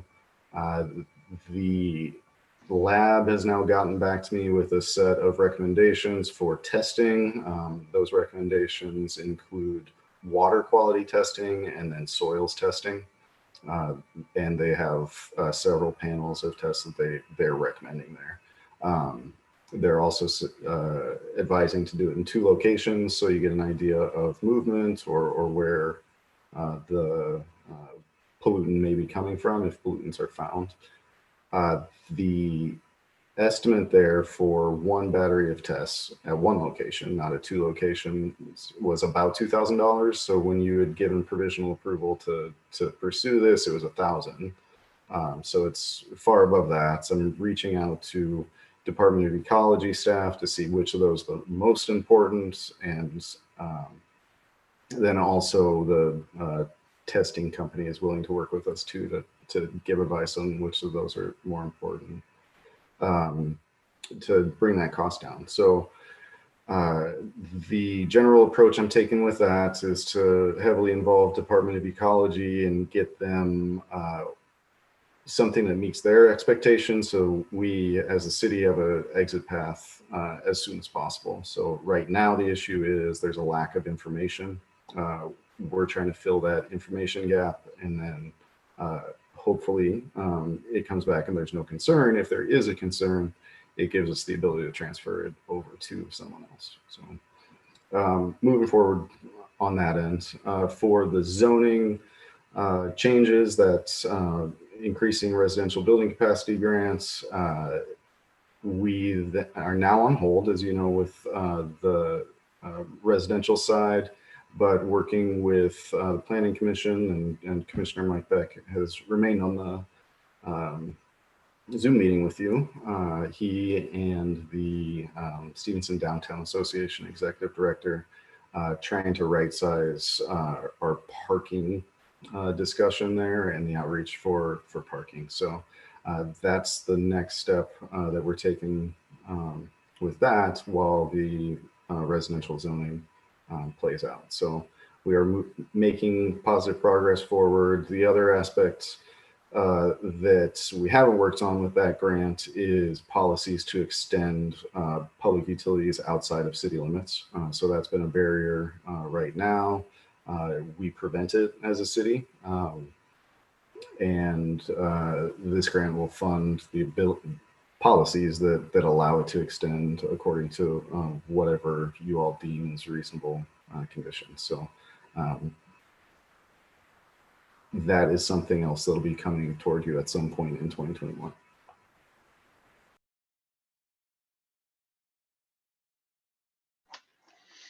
Questions for Ben? Thank you, Ben. Liana? Okay, just quickly, the business licensing, how we switched our business licensing to the state based on the new legislation. It'll go live December 17th, so just one more week. I had actually 2 phone calls today for people wanting city business licenses, but there is a phone number they can call if they have questions in that interim and in that kind of dead space. We're not going to enforce anything, of course, in the next week because of that. We're moving forward with the facility dude, which is the work order system and the asset tracking and asset maintenance program. And so hopefully that will be up and running and at full steam in the next few months is the goal. And because of the, partially driven by the lead notifications that we had to send out, newsletters went out last week. So kind of good that we had a deadline. It made us be on the ball and get them out before the end of the year, so people can have a better update as far as what the new rates were going to be for next year. As well as an update of the status of all the other projects. And then one thing I didn't mention during the committee discussion with the contract and the meeting with the law enforcement or the sheriff's office twice a year, creating a law enforcement committee to, again, just continue that relationship and that communication. And so if that's something that wants to be added, if there's anyone that would want to be on that committee. Right now, it's just meeting twice a year. So I would love to be on Annie. the committee. Yeah. Okay. I'm happy to serve on that if there's room for another. Okay. Some continuity. Thanks. Mm-hmm. And that was all I had. Thank you. Mm-hmm. I would entertain a motion to approve the vouchers. Motion to approve the vouchers is presented. Second. There's a first and a second to approve the vouchers. Is there any discussion? All right, roll call for the vote. Amy? Aye. Robert? Aye. Paul? Aye. And Annie? Aye. Thank you guys very much. As far as mayor and council reports, like I was saying, when we were doing our COVID updates, I'm really, really concerned about our restaurants that just have not been given the tools that they normally have to succeed. So spread the word, do your part, spend local, support these businesses the best you can. And yeah, I don't know what else we can do. We'll continue to encourage the EDC to support them in whatever grant opportunities come along. Amy, do you have, maybe that can be part of your update. When is the EDC going to talk about, they had some money that they were looking at heaters and tents Yeah, for done, the dude. restaurants? Done. Tell us about it. Today. It was really great. We approved $15,000 up to $15,000 to be spent on specifically heaters and coverings from rain for anybody who applies, but mostly for public facing, well, for all public facing restaurants. There is a 2-to-1 match that is a part of that. So the EDC will, pay 2/3 and the business will pay 1/3, so that there's some skin in the game on that. And it is for new projects only. So anybody who's already invested cannot retroactively apply. But it was a great, I consider that to be a very big win from my board meeting this morning.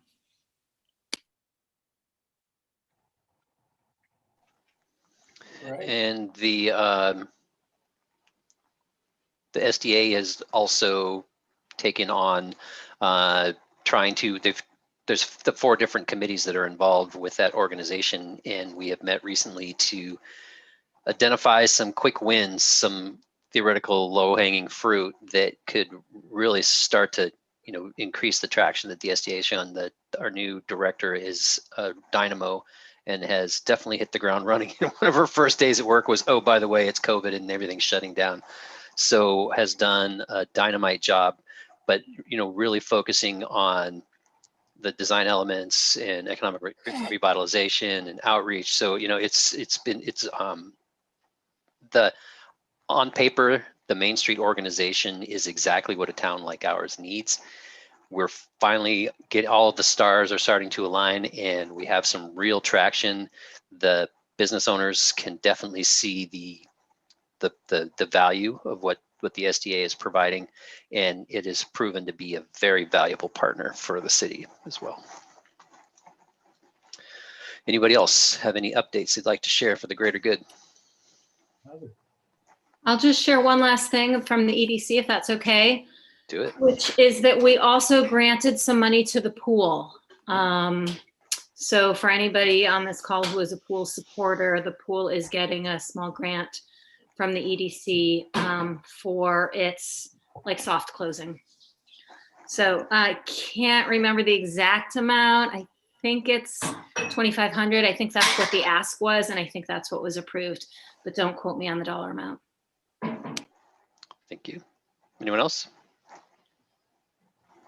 All right, this is the part where I ask you if there's something that you guys would like to see on the agenda next month.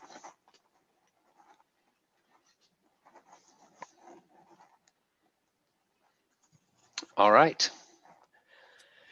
Motion to close the meeting. This is the most important part, one of the most important parts. I have appreciated all of your input today. Your candor was very refreshing, and I appreciate it. So I really look forward to our new team building efforts, our continued team building efforts, and I really appreciate your time tonight, and enjoy the rest of your evening. Good night, everyone. Good night, everybody. Good night. Happy holidays. Yeah, you too. Happy holidays. Bye.